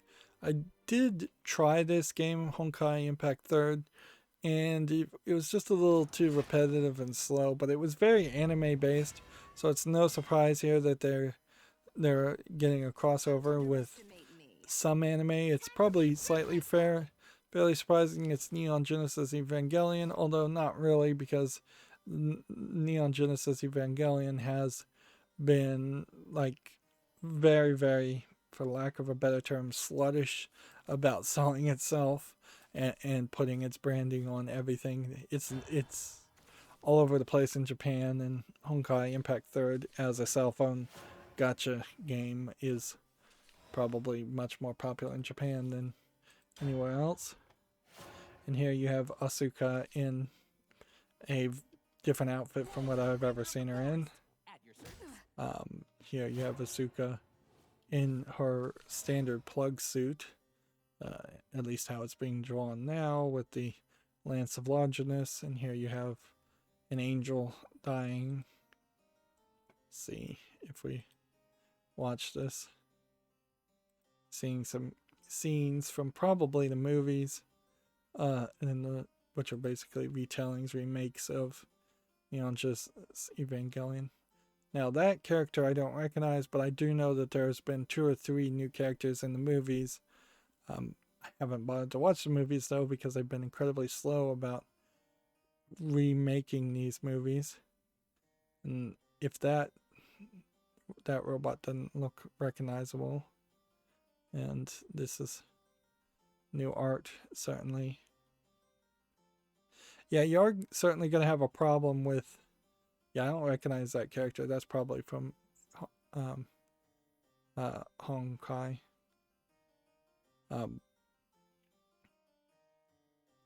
You're going to have some weirdness, certainly, if the movies of Neon Genesis Evangelion do look like that, where it's more 3D CGI graphics for the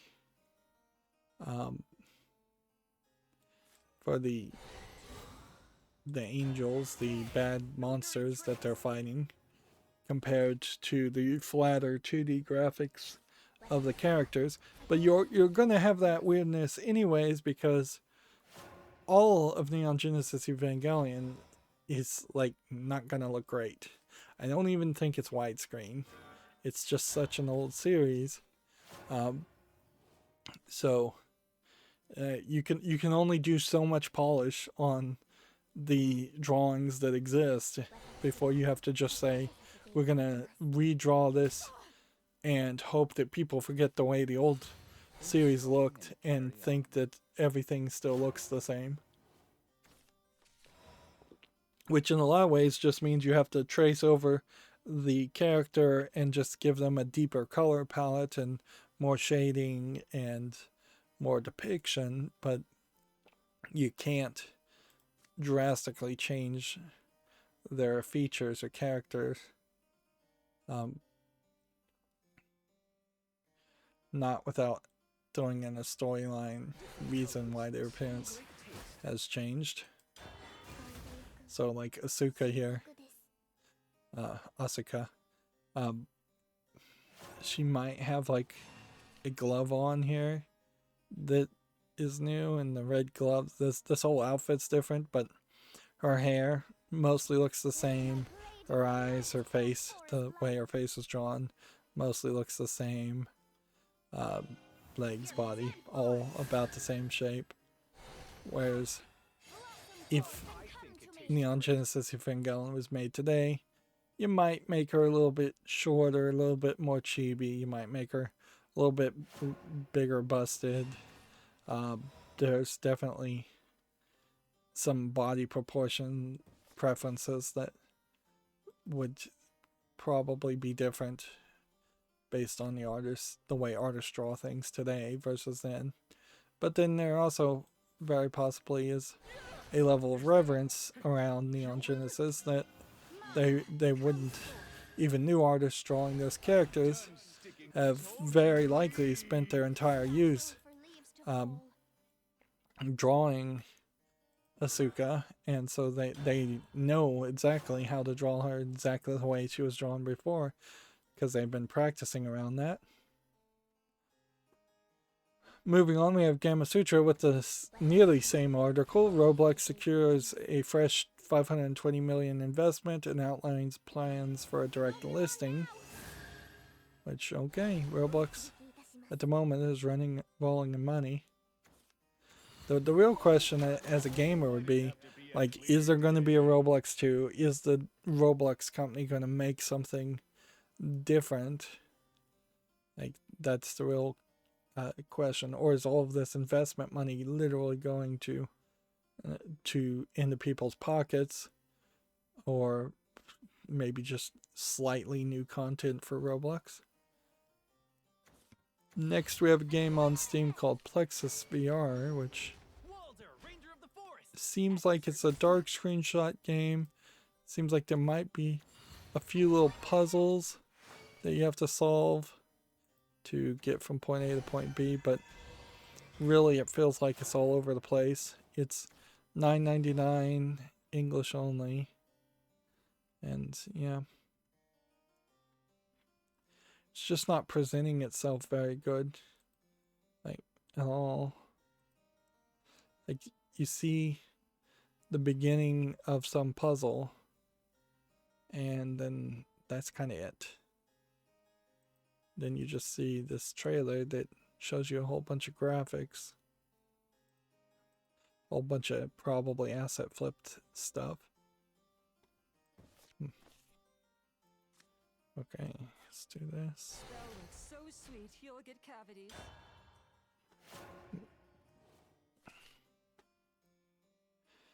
TechCraft has an article here. Someone is building Night City in Minecraft, which is basically saying nothing. Someone is building almost everything in Minecraft, and it's not like Cyberpunk 2077 was popular enough at this point for there to be any good reason why you would want to play in Night City. Almost all of the direct builds of things in Minecraft have proven to be pointless and unused. They're not used in like giant gameplay adventure maps. They're not used in puzzle maps. They're not used in platformer parkour maps. They're kind of just pointless, and that's a bit of a shame because there are people out there that have like made all of Manhattan in Minecraft, but you can't really do anything there with that.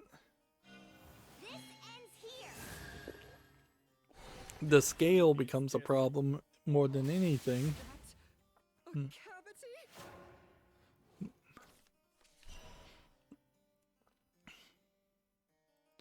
And the rendering certainly isn't helpful. Okay.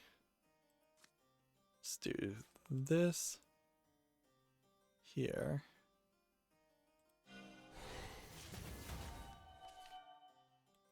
And then this here. And then this here. Golly, it's chilly here. And evolve this. This match is mine. I'm ready for more. What do we have Vr. I don't know why I did that, but okay. Like the cold? Amazing. Moving on, TechRot has an article here. Tomb Raider 10th Anniversary Edition Remake has been leaked online, which I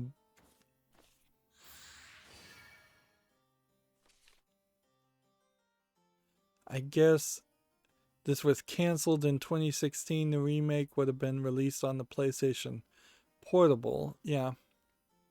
It didn't seem like this was a new remake, but they definitely need a new remake. But it's you can at best do a remake / reboot of the old Tomb Raider games, and they've done that a couple times. I think in a lot of ways, just a reboot of the reboot. Now, a reboot of the original series again is your best bet.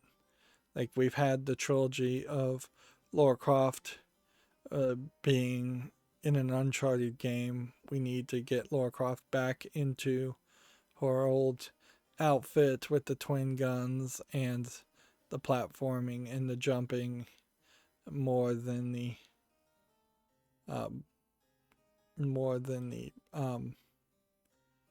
bow hunting. Lose the bow, since that's not something. Return to the ridiculous jumping we can see here. Return to box pushing and switch pulling and fighting with dinosaurs. Maybe make a happy middle. But yeah, this definitely feels like something that's more historically important than actually important. One arrow shower, and it's goodbye arrow. Yeah, this is just like historically important footage, not really useful footage. And it's all alpha. You can see it a lot more in this part where you have just like polygonal shapes with no textures on there, and just characters that are just frozen in place and stuck. How did I lose? And then see if we have any more walls.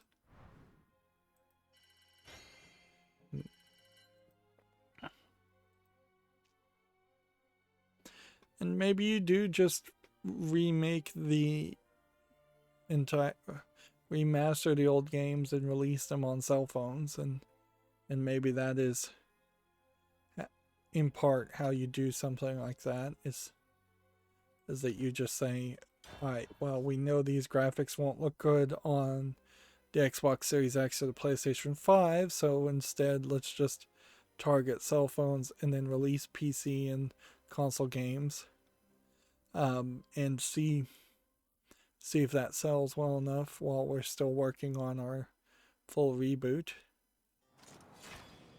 Moving on, Gamasutra has this article. I mentioned this before. Xbox once pitched an acquisition of Nintendo was met with laughter. Steve Ballmer made us go meet with Nintendo, see if they would consider being acquired. They just laughed their asses off. Kevin Backus apparently is telling this story.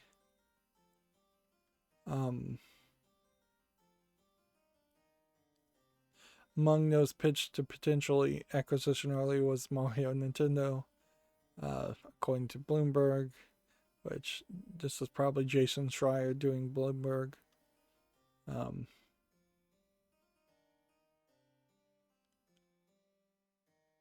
They had also tried to get EA, apparently. So I guess that really goes to show that in the Steve Ballmer era or early era of Microsoft, that they really did think that they could just swoop in and buy all of their competition, which arguably the plan hasn't changed much, has it? It's just become more successful as Microsoft has proven itself to be somewhat successful in the gaming field. But yeah, they are still currently trying to acquire a lot of competition. But particularly the insanity of saying, hey, can we acquire Nintendo is ridiculous, because Nintendo famously claims it has over 100 years of operating expenses in the bank, so that they could just take a loss for 100 years and they'd still be fine. I heavily question whether or not the Yakuza owns part of Nintendo of Japan and funds and funnels money through it in a very complicated way that keeps them from getting caught. And that too would guarantee that a Western company would never buy them, be able to acquire them. Also, even if that wasn't the case, I would highly suspect that if a Western company did try to acquire Nintendo, both the Japanese government and the Yakuza and so many other companies would say, no, we're not going to let this happen. We'll form a conglomeration, we'll acquire Nintendo. The only way I could see Nintendo ever being acquired by pretty much anybody is if they willingly just wanted to get out of the video game business, which I don't think there's any other business that they could be in, so unless they just wanted to shut down completely. Yeah, I don't know what in the world would have could have possibly happened to make people at Nintendo want to stop being Nintendo.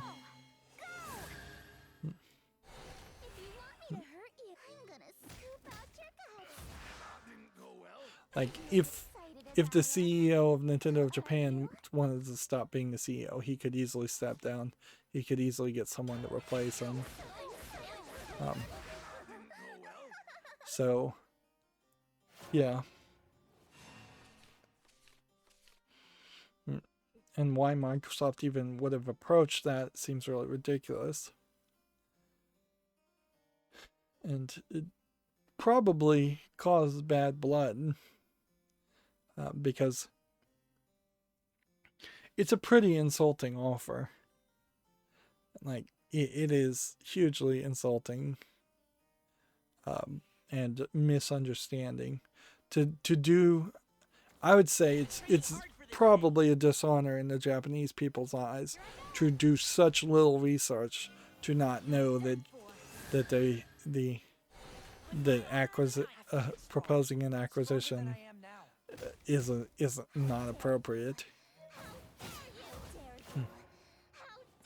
Moving on, we have a text-based game here called Relics of the Lost Age, which I'm glad we don't see a lot of these, but every now and then we do get one. $3.95 English only. Nothing there I'd ever want to play.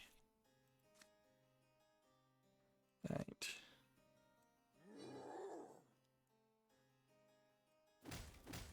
I've still got far to go. I won't lose next time. Are you as excited as I am? Well, are you? I'm so excited. You have summoned the blade of purgation here. Let's see what else we got. We have a game on Steam here called Elon's Dream, which looks like a somewhat nice polygonal lander game. But that's pretty much it. No, it's closer to a Flappy Bird game than a lander game. I would, yeah, I think it's best described as half Moonlander, half Flappy Bird, neither of which are actually good games in my book. $1.19 English only. Do this. Let's defile the I That. love the chaos. And that. Daisy.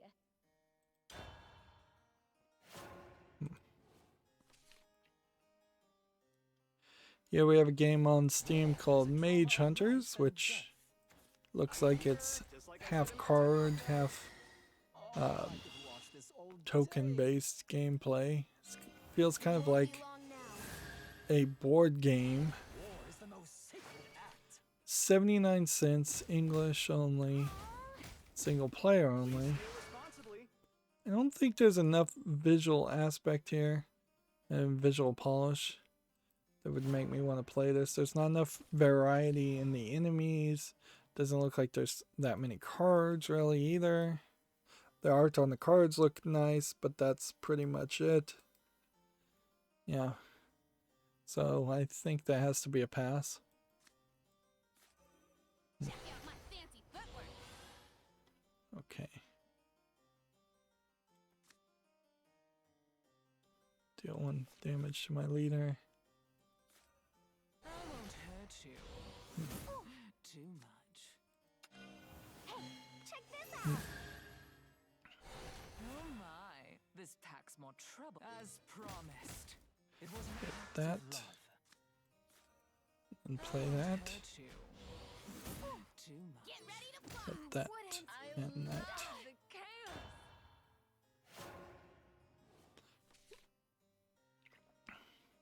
See, we have a game called Hell's Pages, which looks like a side-scrolling shooting game that is not tag nudity, and yet one of the screenshots does have a fairly explicit nude painting. Let me look at these other screenshots and see if they're in the same vein. Good enough. I've been training hard for this day. Not really. Weird. It all ends here. That probably still Has is to get strong. artistic nude, so it falls under YouTube family friendliness. But here you just have like creepy hand with a woman coming out of the palm, side scroll shooting. There definitely is some creepy imagery going on here, and so somebody's got an art style. You've got a baby like coming out of the stomach of a woman. So some weird imagery, $8.99, no discount, English full audio, and it kind of feels like somebody's trying to do their own art style while doing a Binding of Isaac type experience. In the trailer here, there's a like picture showing off torture of a woman, and then I'm seeing a mini game where you're maybe interacting and groping a succubus. And there's a topless woman enemy in the video. Yeah, it does feel like the same topless woman being shown completely bloodied and killed.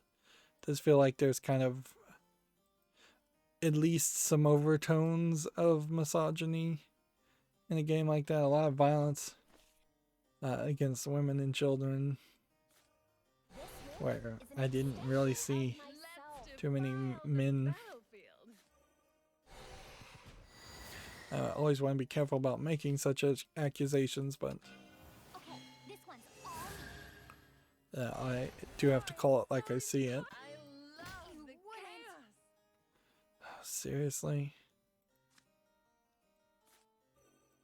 Mankind's tenacity will exterminate you, vermin. Lost again. Well, Hell's Pages is too expensive.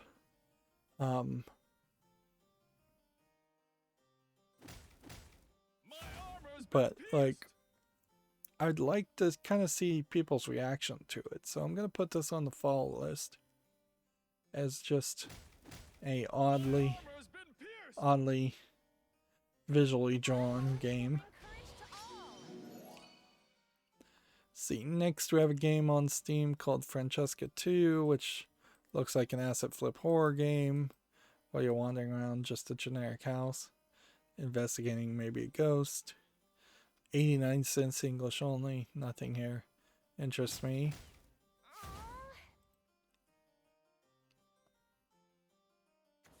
Well, next we have a game, Tag Street Football, but the thumbnail seems to imply nudity. So I'm very confused here. Yeah, street football as in soccer. You have a thumbnail here with flaming soccer balls. You have what looks like a leg being covered up by a flaming, what looks like a stock asset soccer ball. I don't know how a game here would really even make sense. Like, the background that they're playing soccer on has a woman probably just in a bikini. And so there's just a bunch of like bikini images here. That might be nudity. Might not. $5.99. Bunch of languages. Yeah, that makes no sense by any means. Like, soccer games sell as well as soccer games are going to sell anyways. You're not going to convince new people to play soccer games because there's potential bikini babes in it. And I don't know if I actually believe that there actually is any actual nudity or even bikini babes in it, really. The game itself, watching the video, looks terrible.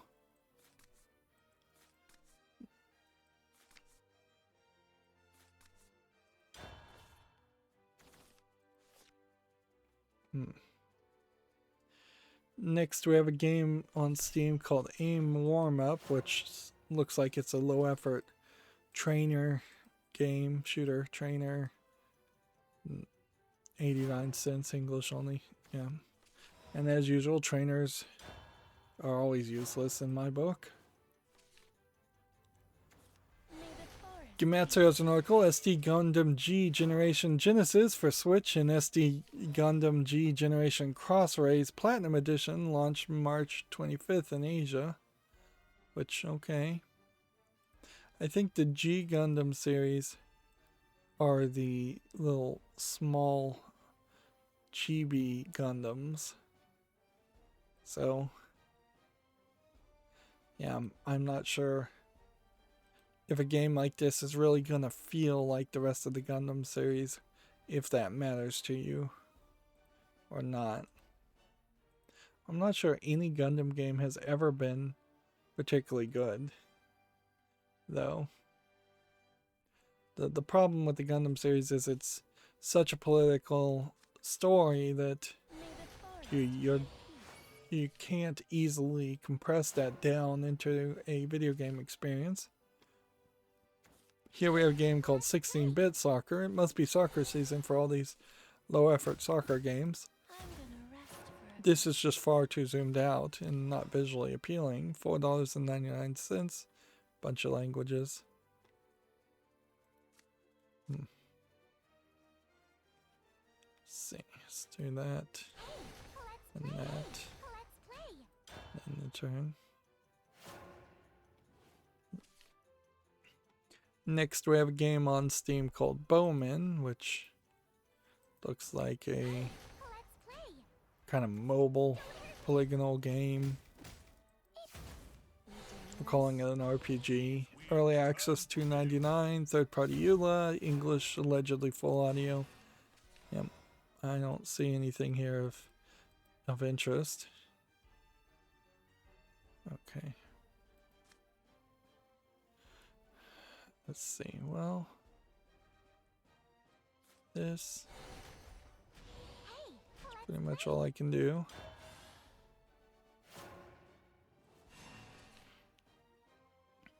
Oh, I did want to mention, I did more research. Akiba's Trip, Hellbound and Debriefed is the remake of the original Akiba's Trip game that didn't ever come out on in the West. So the Akiba's Trip Undead and Unbound, or whatever it is, the one that starts UU, is actually a sequel. So it puts me in an interesting position where if this comes out to PC in the West, I should get Akiba's Trip, Hellbound and Debriefed, play that first, then play the sequel. Obviously, the sequel probably didn't matter that much because, as far as storyline wise, because nobody that I ever heard complained about it. Although it may very well just be a case that people didn't play that game anyway, so that's why nobody complained about playing a sequel when the original game wasn't available. And we definitely have had that situation happen a few times where there have been games that were successful on the PSP in Japan and never came to the West, and then their sequels came to the West, and it left people outside of Japan fairly confused. And that's been that used to happen quite a bit in the old days, and I would definitely like to see it not happen anymore. And I think with the ease of making a PC port nowadays, we will see less and less of that happening.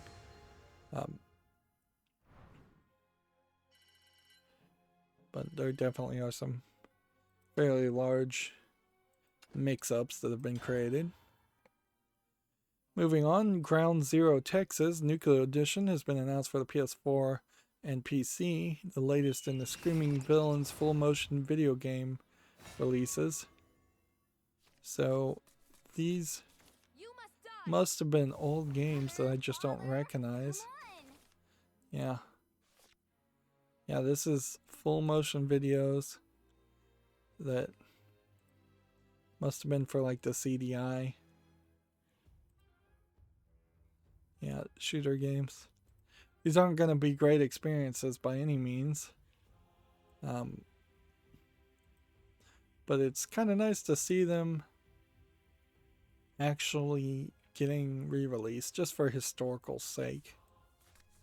And certainly that's the kind of experience that I feel like I could spotlight a game like that very easily without having any real need to beat the game all the way to the end or to even do a particularly large amount of research for a game like that. Next, we have a Gematsu article. Monkey Barrels is coming to PC on February 6th. The PC version offers 60 frames per second, crossplay, and more. Don't know what Monkey Barrels is, though. Is it a shoot-'em-up game? Jumps past all the accolades. Top-down twin-stick shooter game. With a kind of pixel art aesthetic. And smoother gameplay. You don't ever have to admit that your old gameplay wasn't smooth. Yeah, this though feels like a lot of neon puke that my eyes easily get tired of looking at.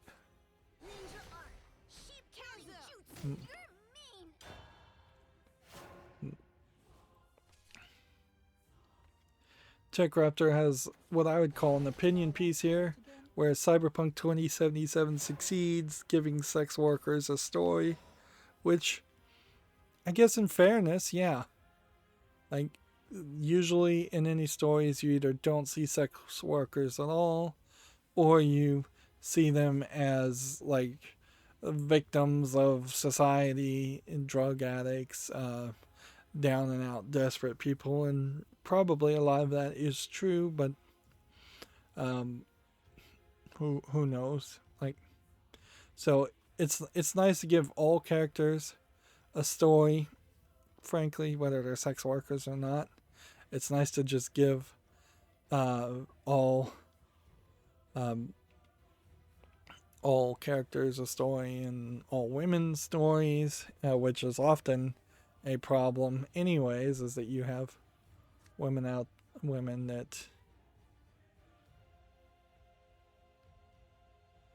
once on each turn win as far as attacks gain +1/+1 in rush. Let's do this. You found me out. Those centuries pass. I remember. Let's speed things up. Too slow.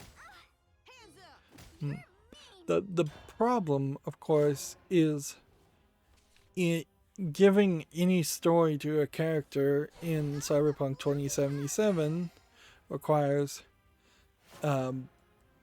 people to want to play and like the experience of Cyberpunk 2077, and that's kind of not the case. So yeah, I don't know how you fix that, really. Hands up! You're mean! You can see the beginning of the end, which is good because, yeah, I don't want to go on forever, as usual. Gamma Sutra has an article. The Federal Trade Commission, one assumes this is the United States Federal Trade Commission, I don't know if there are any other countries that have an FTC, has slammed Tapjoy over deceptive ads and pledges to keep gatekeeping giants in check. Is Tapjoy particularly bad about deceptive ads? I don't know, but ads in general have been pretty terrible. I definitely am enjoying life a lot more ever since I found an ad blocking app for YouTube, as YouTube itself is just getting ridiculous, and YouTube definitely needs to reconsider their policy if we can put ads on your videos without paying you, for a new reason now that there's just going to be an ever increasing number of videos that they don't want ads to show up on anyways. On top of the fact that that policy is just insanely unfair and greedy.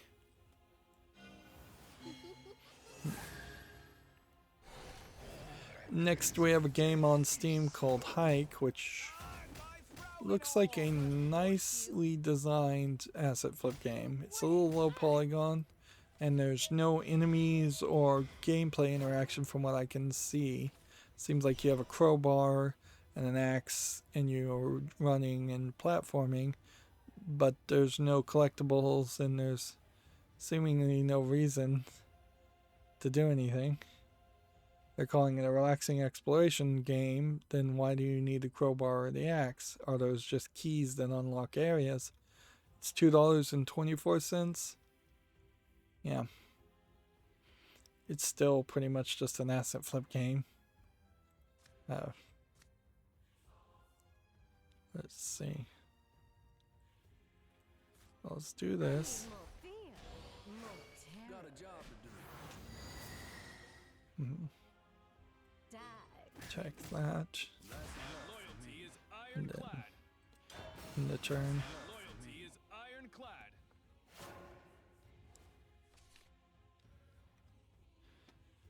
TechCraft has an article here. A mobile-only Sakura Revolution is bombing. Let's see.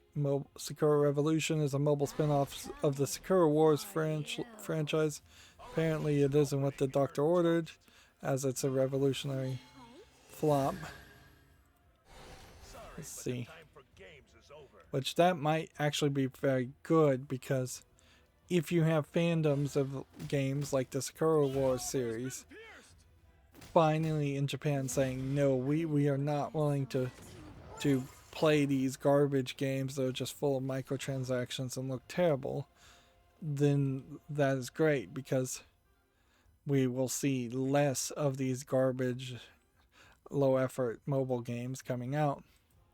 And this does give you 1 point in the column of Switch and mobile games, more mobile games than Switch games, but games that are lesser not being acceptable and not being the way forward for the Japanese audience. Because there certainly could have been an argument to be made that the Japanese audience might just move towards the Japanese may move to just playing mobile cell phone games only, and they might drop the quality requirements. And they've already dropped the quality requirements, mostly because they're still willing to play Switch games and the level of graphics that Switch games can offer. But they're not willing to go that next step and say mobile games, cell phone games. Some of that might also be cultural. It may just not be acceptable to play games on your cell phone in public anywhere, or in private even.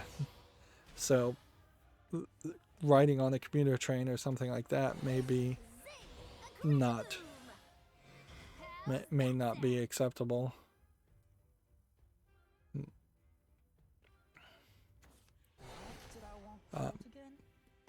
Moving on, we have a game on Steam here called Fire Protection Simulator, where it seems like you are supposedly being taught some fire protection actions. Like on this video, you in VR run, they run and they pull the alarm, and then here you have like an access denied door that's just not going to let you go anywhere, so you punch it and you then pull it in VR and then fiddle with it, and then you have multiple fire extinguishers with different letters on there, so you'd have to know what kind of fire to put out or what kind of fire. This is like an oil fire, and he grabbed the B. I don't know if B is the right extinguisher for an oil fire or not, or a chemical fire. Usually an extinguisher for a home will have an A, B, and C rating at minimum, if not also a D and more.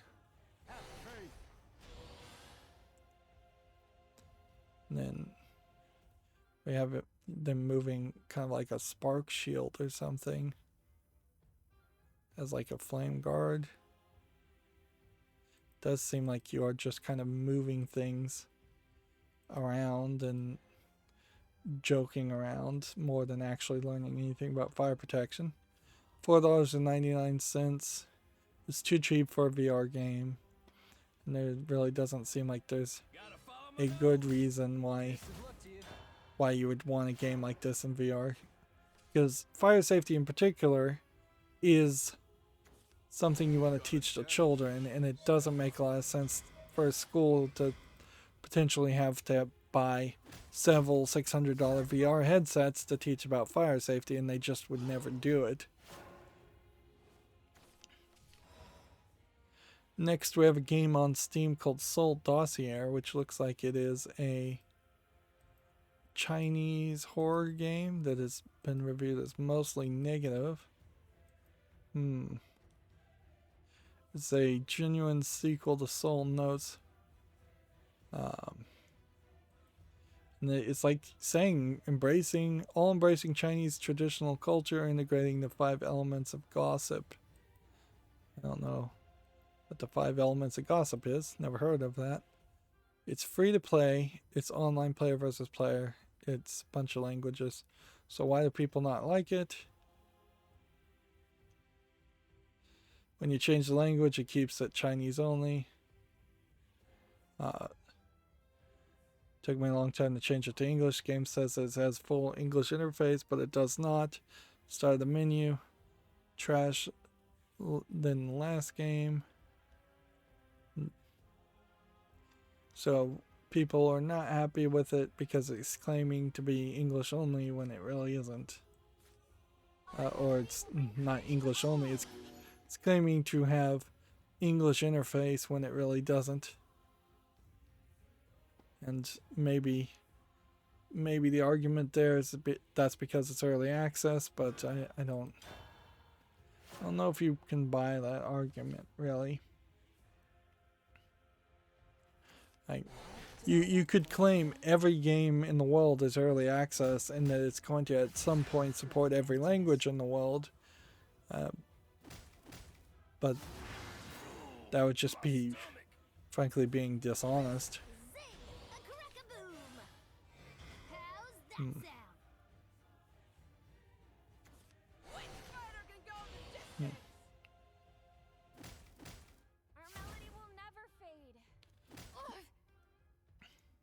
Next, we have a game on Steam called Covenant, which seems to be a horror game kind of dark screenshotty, kind of nothing from the looks of it.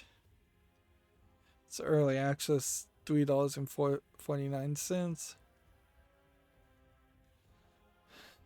Yeah, I just don't think that there's a real game here. It's tagged as social deception, betrayal, so player versus player only.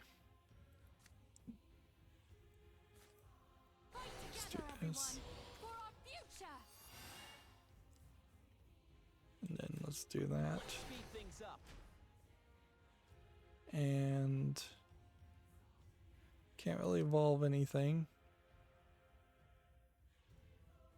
It's evolved, we need to strike. Thus, the world cycles on. Do that. You've got a death wish. One fell Step blow. up. You've got a death wish. Step up. So I'm gonna lose. This rate. All I need's an opening and you're toast. Shadowverse still not going great as far as my win ratio.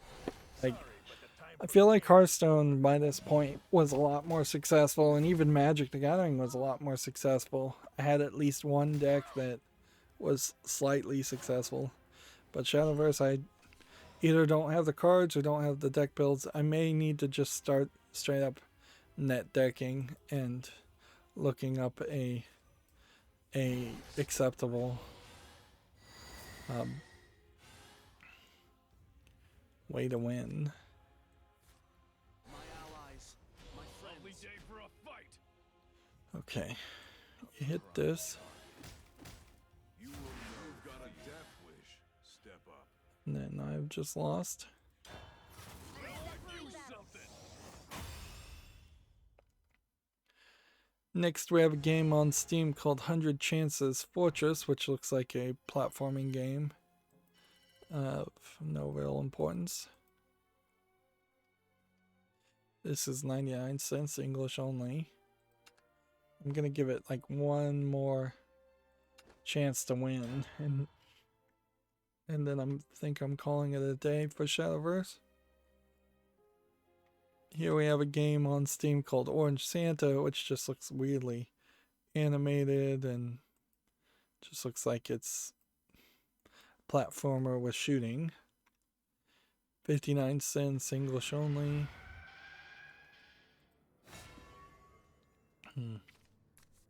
Tech Raptor has an article, 10 snowy video game wonderlands to get lost in this winter. Apparently God of War, Red Dead Redemption 2, Horizon Zero Dawn, Legend of Zelda Breath of the Wild, Spider-Man, Miles Morales. A lot of these games I didn't realize had snow sections or snow seasons. Skyrim. How do you get Skyrim to be snowy? I guess the northern parts are. Ghost of Tsushima, Metroid Prime, Assassin's Creed Valhalla. You're going to have a hard time playing Metroid Prime and Animal Crossing New Horizons. The rest of those games definitely playable at the moment, but unless you're pulling out a GameCube or a Wii, I don't see how you're playing Metroid Prime. That hasn't been released on Switch, to my knowledge. If it has, that'd be nice, but I don't think it is.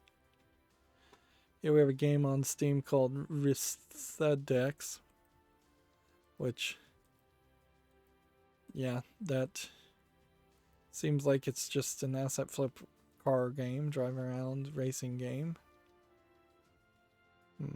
Nothing there looks interesting. Early access, $22.74, ridiculously expensive.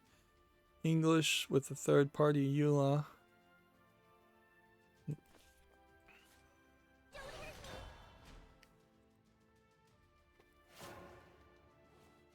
Next game is Tag Nudity. So let me make sure all the screenshots are YouTube family friendly before we get to it.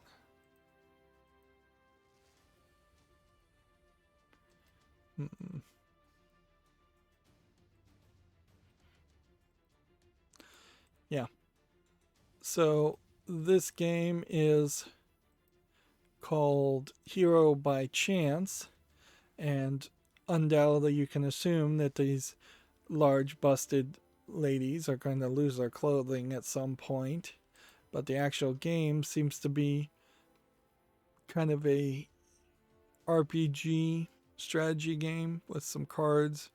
So like so many adult games, it is just going to have an occasional scene where you see some lewd imagery or some porn, but you're not really going to get anything great. The text, it looks very visual novel style, and the actual game is very generic. So, you know, it's not the kind of game you'd really want to suggest. It's $1.37, Japanese full audio, Chinese and English otherwise. May the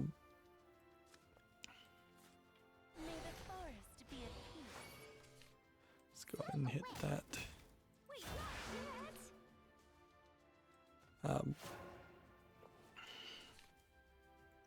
It is Friday, and an adult game being released on Friday, he is still consistent with them only releasing adult games on Fridays and usually every other Friday. So we'll reset the clock mentally and see if they're still following that pattern. It seems like they're mostly still following that pattern of trying to bury adult games on the weekend and trying to manipulate the sales that way. Let's see. Well, this. Let's play. No, I should have done this. Let's play. Let's play. Help me, fairies. Next, we have a game on Steam called Training Grounds, which is just another like low effort game pretending to be a trainer that's somehow going to improve your abilities. Particularly using Joy 2K to remap the keyboard to a controller.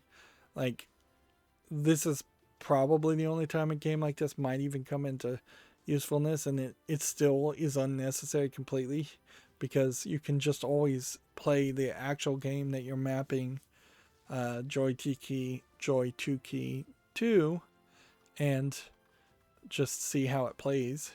Because if you don't notice a difference, then it doesn't really matter if there's a difference or not. Alright. Evolve next turn. Help me, fairies.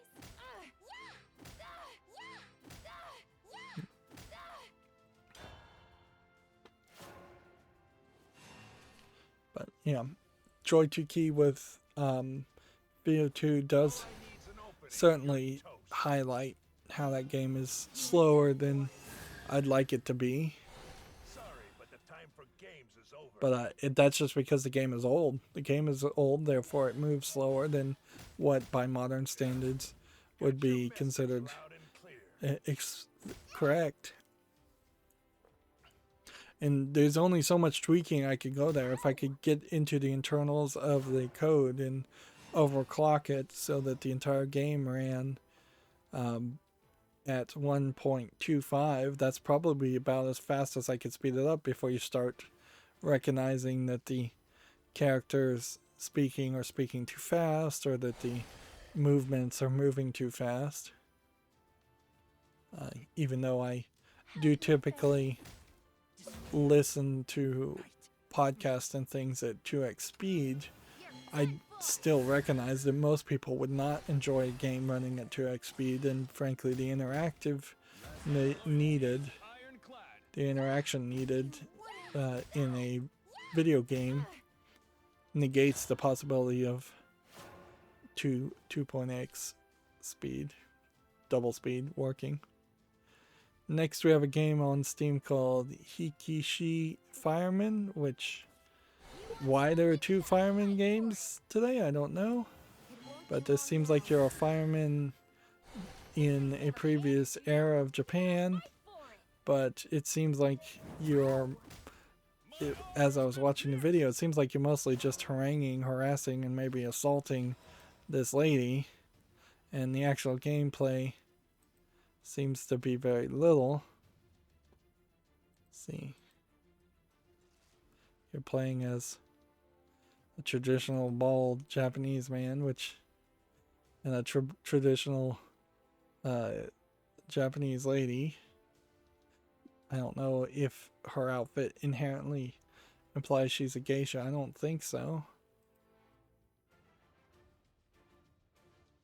But yeah, you're interacting with this lady more than you are with Fires. Edo style short story. $3.99, Japanese full audio, English and Chinese. Why half of that in VR? That's really, really questionable. Let's see. Okay, how can we do this? You do this that way. And then whatever we attack with. I didn't need to do that. I could have just attacked and won. Well, let's go out on a victory. It's not much of a victory today. And although we're adding to the battle pass, we failed to get 3 victories for gems. We failed to get 3 victories with swordcraft or forestcraft. We've made 0 progress on bloodcraft and portalcraft, and we've only made 2 of 5 victories on this daily quest, which that really screams I should play more off screen. But I definitely don't have any real motivation to do that instead of doing pre-recorded footage, which I need to get the mid-April footage recorded so then I can schedule the other footage that's not recorded. Let's see. Next, we have a game on Steam called Black Mau and Rainbow Kingdom, which doesn't look like much of anything. Just looks like they can't really draw, so they've put everything in silhouette. It's early access, $1.79, English, Japanese, and Chinese. We have about 10 more tabs. Here we have Puff Puff the Magic Pipe, which I think is direct just references to weed smoking, I would assume. Which, oddly, we haven't seen a lot of weed games lately. This is early access, $4.99, English, Dutch, German, and Spanish. World's first 420 themed 3D platformer. Yeah, I don't think you would want to play a game like this. I don't think I would, like, unless it was really, really good, and it just doesn't really look that good. It seems like it's a gimmick when there's no need for a gimmick. What I would like to see is perhaps a AAA game come out and have a main character that is smoking weed either recreationally and not being judged or arrested for it in a place where it's legal, or doing it for medicinal reasons, actual medicinal reasons. I'd like to see it normalized. I don't want to see it sensationalized, because in so many causes, political or otherwise, it has often become sensationalized, which then pushes people against it to just still be against it even more. The gay pride, gay rights argument certainly at this point is probably not benefited from a gay pride parade where people are running around in assless chaps. Particularly since there aren't too many parades to the opposite of that, where straight people are running around in assless chaps. If that was the norm, then I'd be fine with it, but it isn't. So it's sensationalizing something when the gay movement in particular started to see a lot more success when they said, no, we're just normal people that just want to have kids and have a family and live our lives. And sure, there are some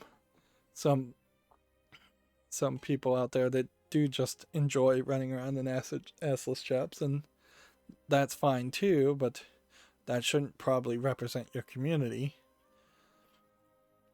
Moving on, we have a game called Panamorphia Enchanted. Can't read it. It's a collection of mini games. It looks like nothing. It's $2.39, bunch of languages. Not gonna make it to the follow list. Here we have a game on Steam called A Little Shop in Squirrel Town. I don't like this animation style particularly, and when you see that it pops up to a visual novel style of just standard anime characters talking, you kind of know it's somewhat low effort. Yeah, there just doesn't seem like there's enough visual polish here for that. And it doesn't seem like you're really doing anything.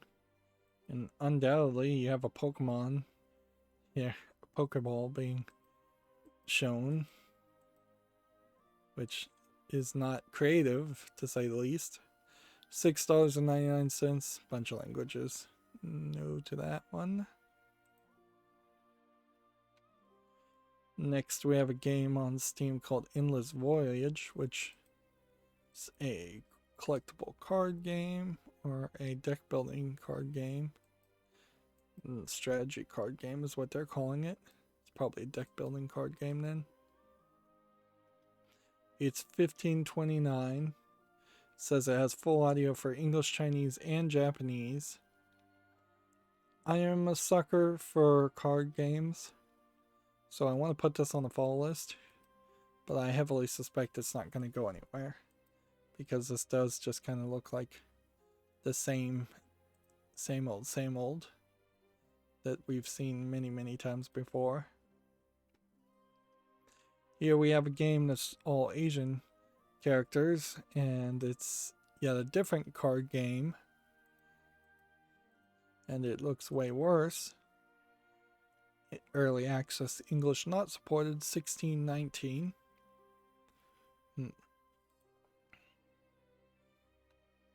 Next we have another game that's all Asian characters. This one's tagged sexual content and nudity. I didn't check that, so let's make sure all the screenshots are alright. YouTube family friendly. They are. So yeah, this is an RPG Maker game with English not being supported, $10.99, Chinese only.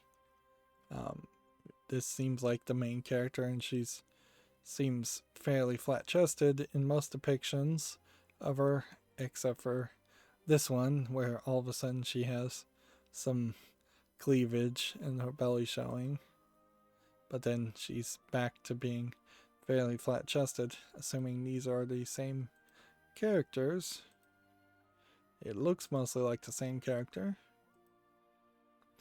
Regardless, it's just an RPG Maker game. It's nothing of interest.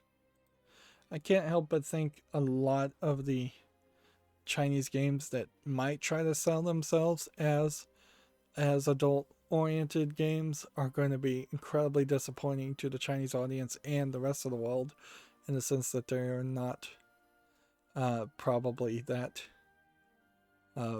interesting, in the sense that they don't show much. They're probably not that explicit. Next we have a game on Steam here called Wetware, which seems to be some weird art. This creature is some kind of drone that they're going to probe and investigate. Seems like there's a lot of walking around and reading and very little games. It's tagged as AI hacking philosophical, and I think all of those tags might be fairly wrong. It's free, but then the game currently contains the first episode of 4. Later episodes will come out with a later update. It's English full audio, allegedly. There seems to be no business plan here either, in the sense that if it's free for the first chapter now, people are going to be very upset when the price gets changed because of the rest of it costing money. Gametsu has an article here. Samurai Showdown DLC characters Cham Cham and Hibiki Takane have been announced. So, yep, there's 2 new characters in the fighting game.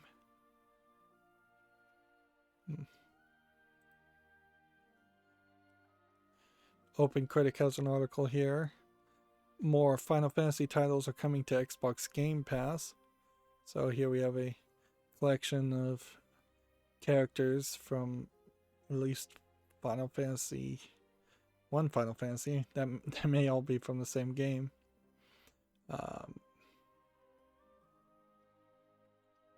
Okay.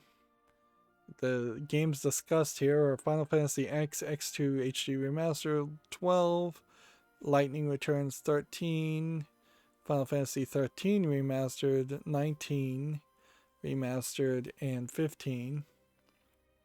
So one can expect that some of those are coming eventually to Game Pass. You're in a very weird position, certainly, giving Final Fantasy games on a service like Xbox Game Pass, in the sense that it's highly unlikely somebody will be able to play one Final Fantasy game and love it so much after they put the 200 plus hours into it that they could then immediately jump into the next Final Fantasy game.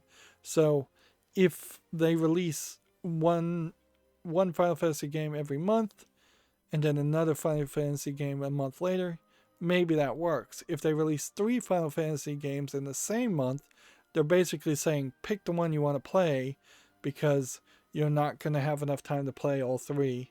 I don't think the Final Fantasy games leave the Games Pass service that quickly after a month, but they do leave eventually, and they probably will leave before everybody finishes the whole experience.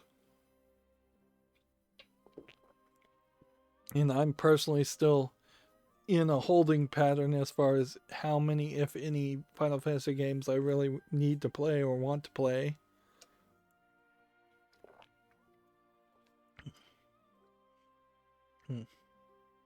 I know I've gone too long when I've run out of water. Gametsu has an article here. Scott Pilgrim vs. the World, the game, complete edition, PS4 and Switch limited physical print editions are coming out January 15th. Which, honestly, they are certainly banking, I think, a little heavily with limited run as far as the re-releases of this. But that's kind of all limited run does, is they make very limited runs, as the name implies, of physical editions of games, and often they try to make collector's editions that they can get some extra money from people, from the deep fans. Here we have a game called The Labyrinth, a text-based dungeon crawler, which oddly is not completely text-based, but mostly text-based. It's $3.34, English only, nothing there really of interest. Here we have a game on Steam called Oath, which looks like it's a mobile RPG Maker game, which is weird. Certainly. It may not actually be mobile, if any of these screenshots wanted to load. It's free, and it's English.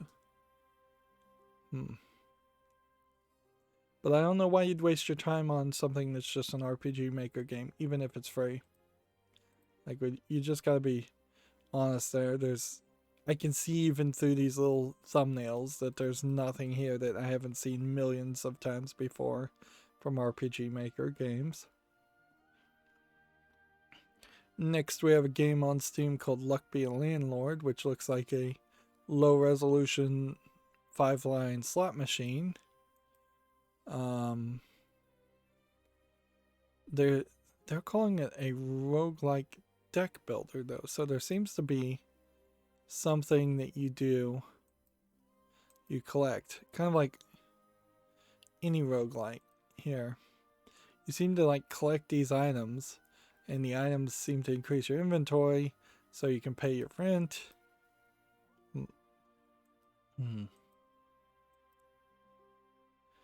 And it seems like a lot of the items do different things.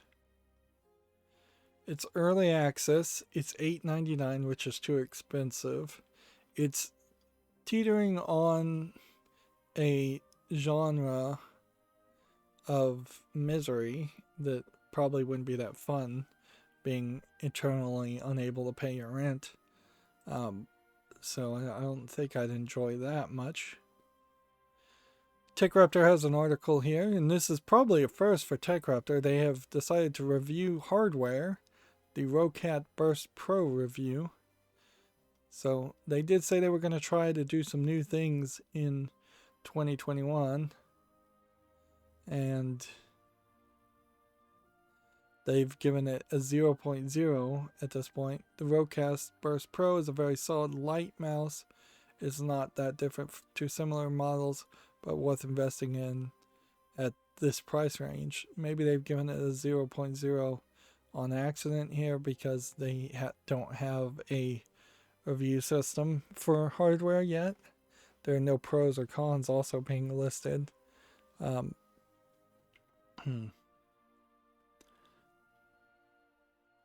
Because very solid light mouse does not seem like a 0 out of 0. They've not reviewed many games as 0 out of 0s, if they've reviewed any.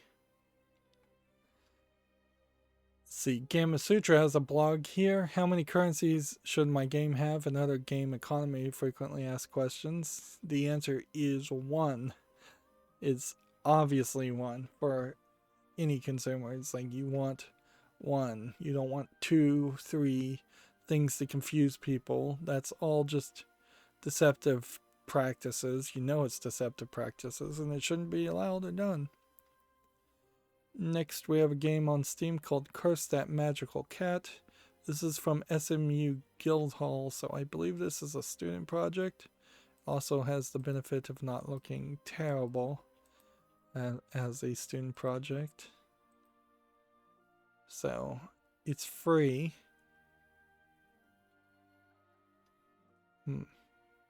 Developed by a small student capstone team that developed over a development cycle of 14 weeks.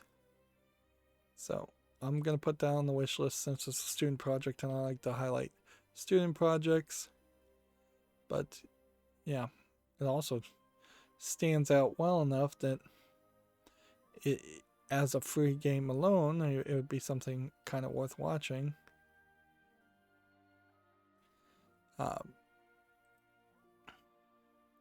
See, one more tab. We have a game on Steam here called Laser Burst, which also probably is worth mentioning that SMU Guildhall publishes maybe 1 or 2 games every semester.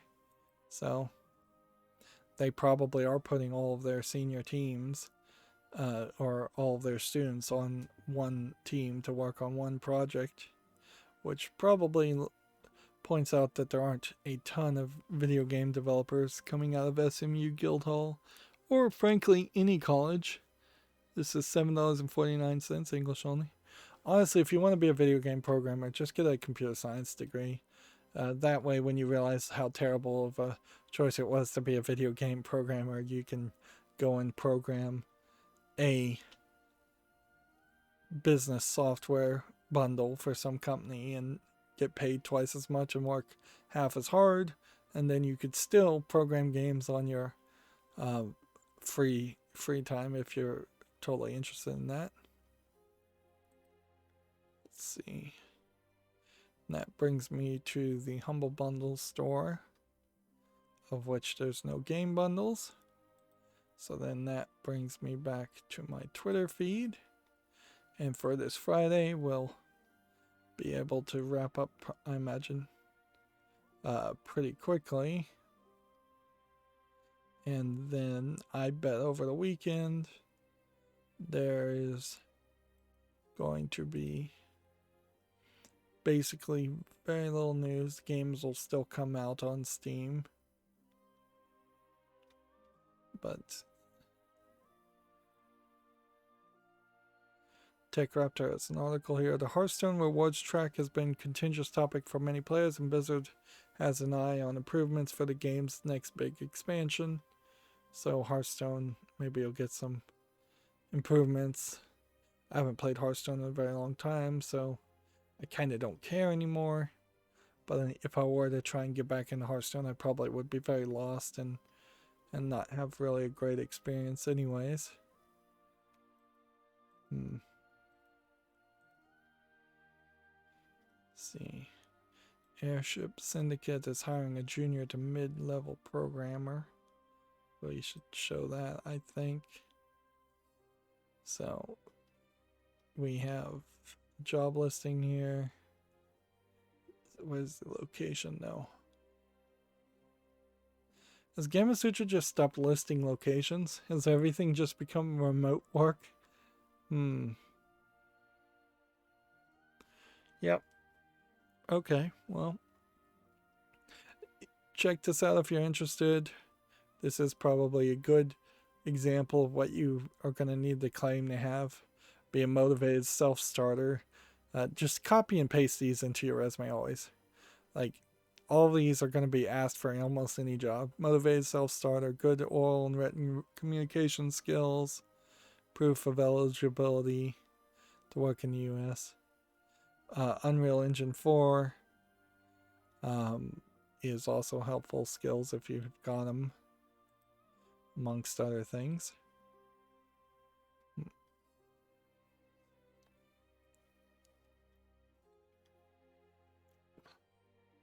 Apparently Twitch is replacing the PogChamp emote with a new version that features a new version of the emote every 24 hours.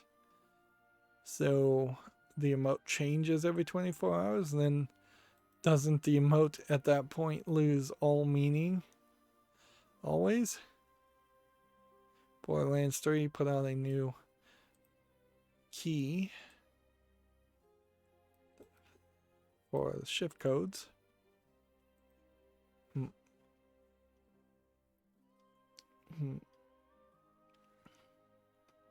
Still doing that stuff.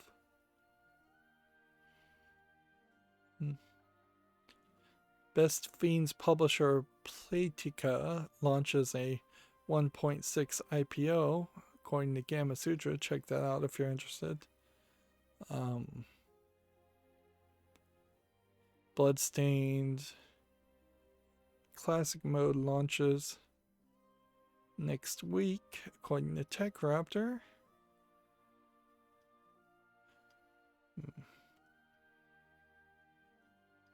The game Returnal for the PS5 has been rated in Australia from Gamatsu. A voice actor has passed away. We'll have to show that one. Let's see. TechRaptor has another hardware review. I'm not going to cover TechRaptor reviewing hardware going forward. But figured one-time mention is what it deserves. Yeah. So here we have on Gamasutra, the voice actor Brad Venable has passed away at 43. What did he work on? He was in Devil May Cry 5, Call of Duty Black Ops Cold War, the Final Fantasy 12 Remake, and beyond. Cause of death has not been stated, but whatever. Yeah. I kind of wonder at a certain point, and this is not to make any kind of tinfoil hat conspiracy claim, but I kind of wonder at a certain point if we are going to have some people that just want to leave the spotlight completely, and work under like a different pen name, and they straight up are just going to, on social media, fake their own deaths, particularly if they feel like they are vulnerable to being canceled and they're just trying to avoid cancel culture. Certainly, the fact that I make all my content under a pen name would open that door if I ever felt the need, where I could just kill off the pen name character and start a different YouTube channel if I wanted to. It'd probably be incredibly stupid to do something like that, but I could do it. And unless somebody wants to try and do some voice analysis, they probably could never connect one pen name character to another pen name character. Anyways, we've been going 3 hours and 10 minutes, so that's going to be it for this stream. As always, I ask you to like, share, subscribe, comment, and watch every second of my videos. If you want a friend to follow me on any social media sites, there's a whole bunch of links down below. And if you want to support me further, there's a link to Patreon, or you can friend me on Steam and gift me a game off my wishlist. Thank you for watching. Have a good evening.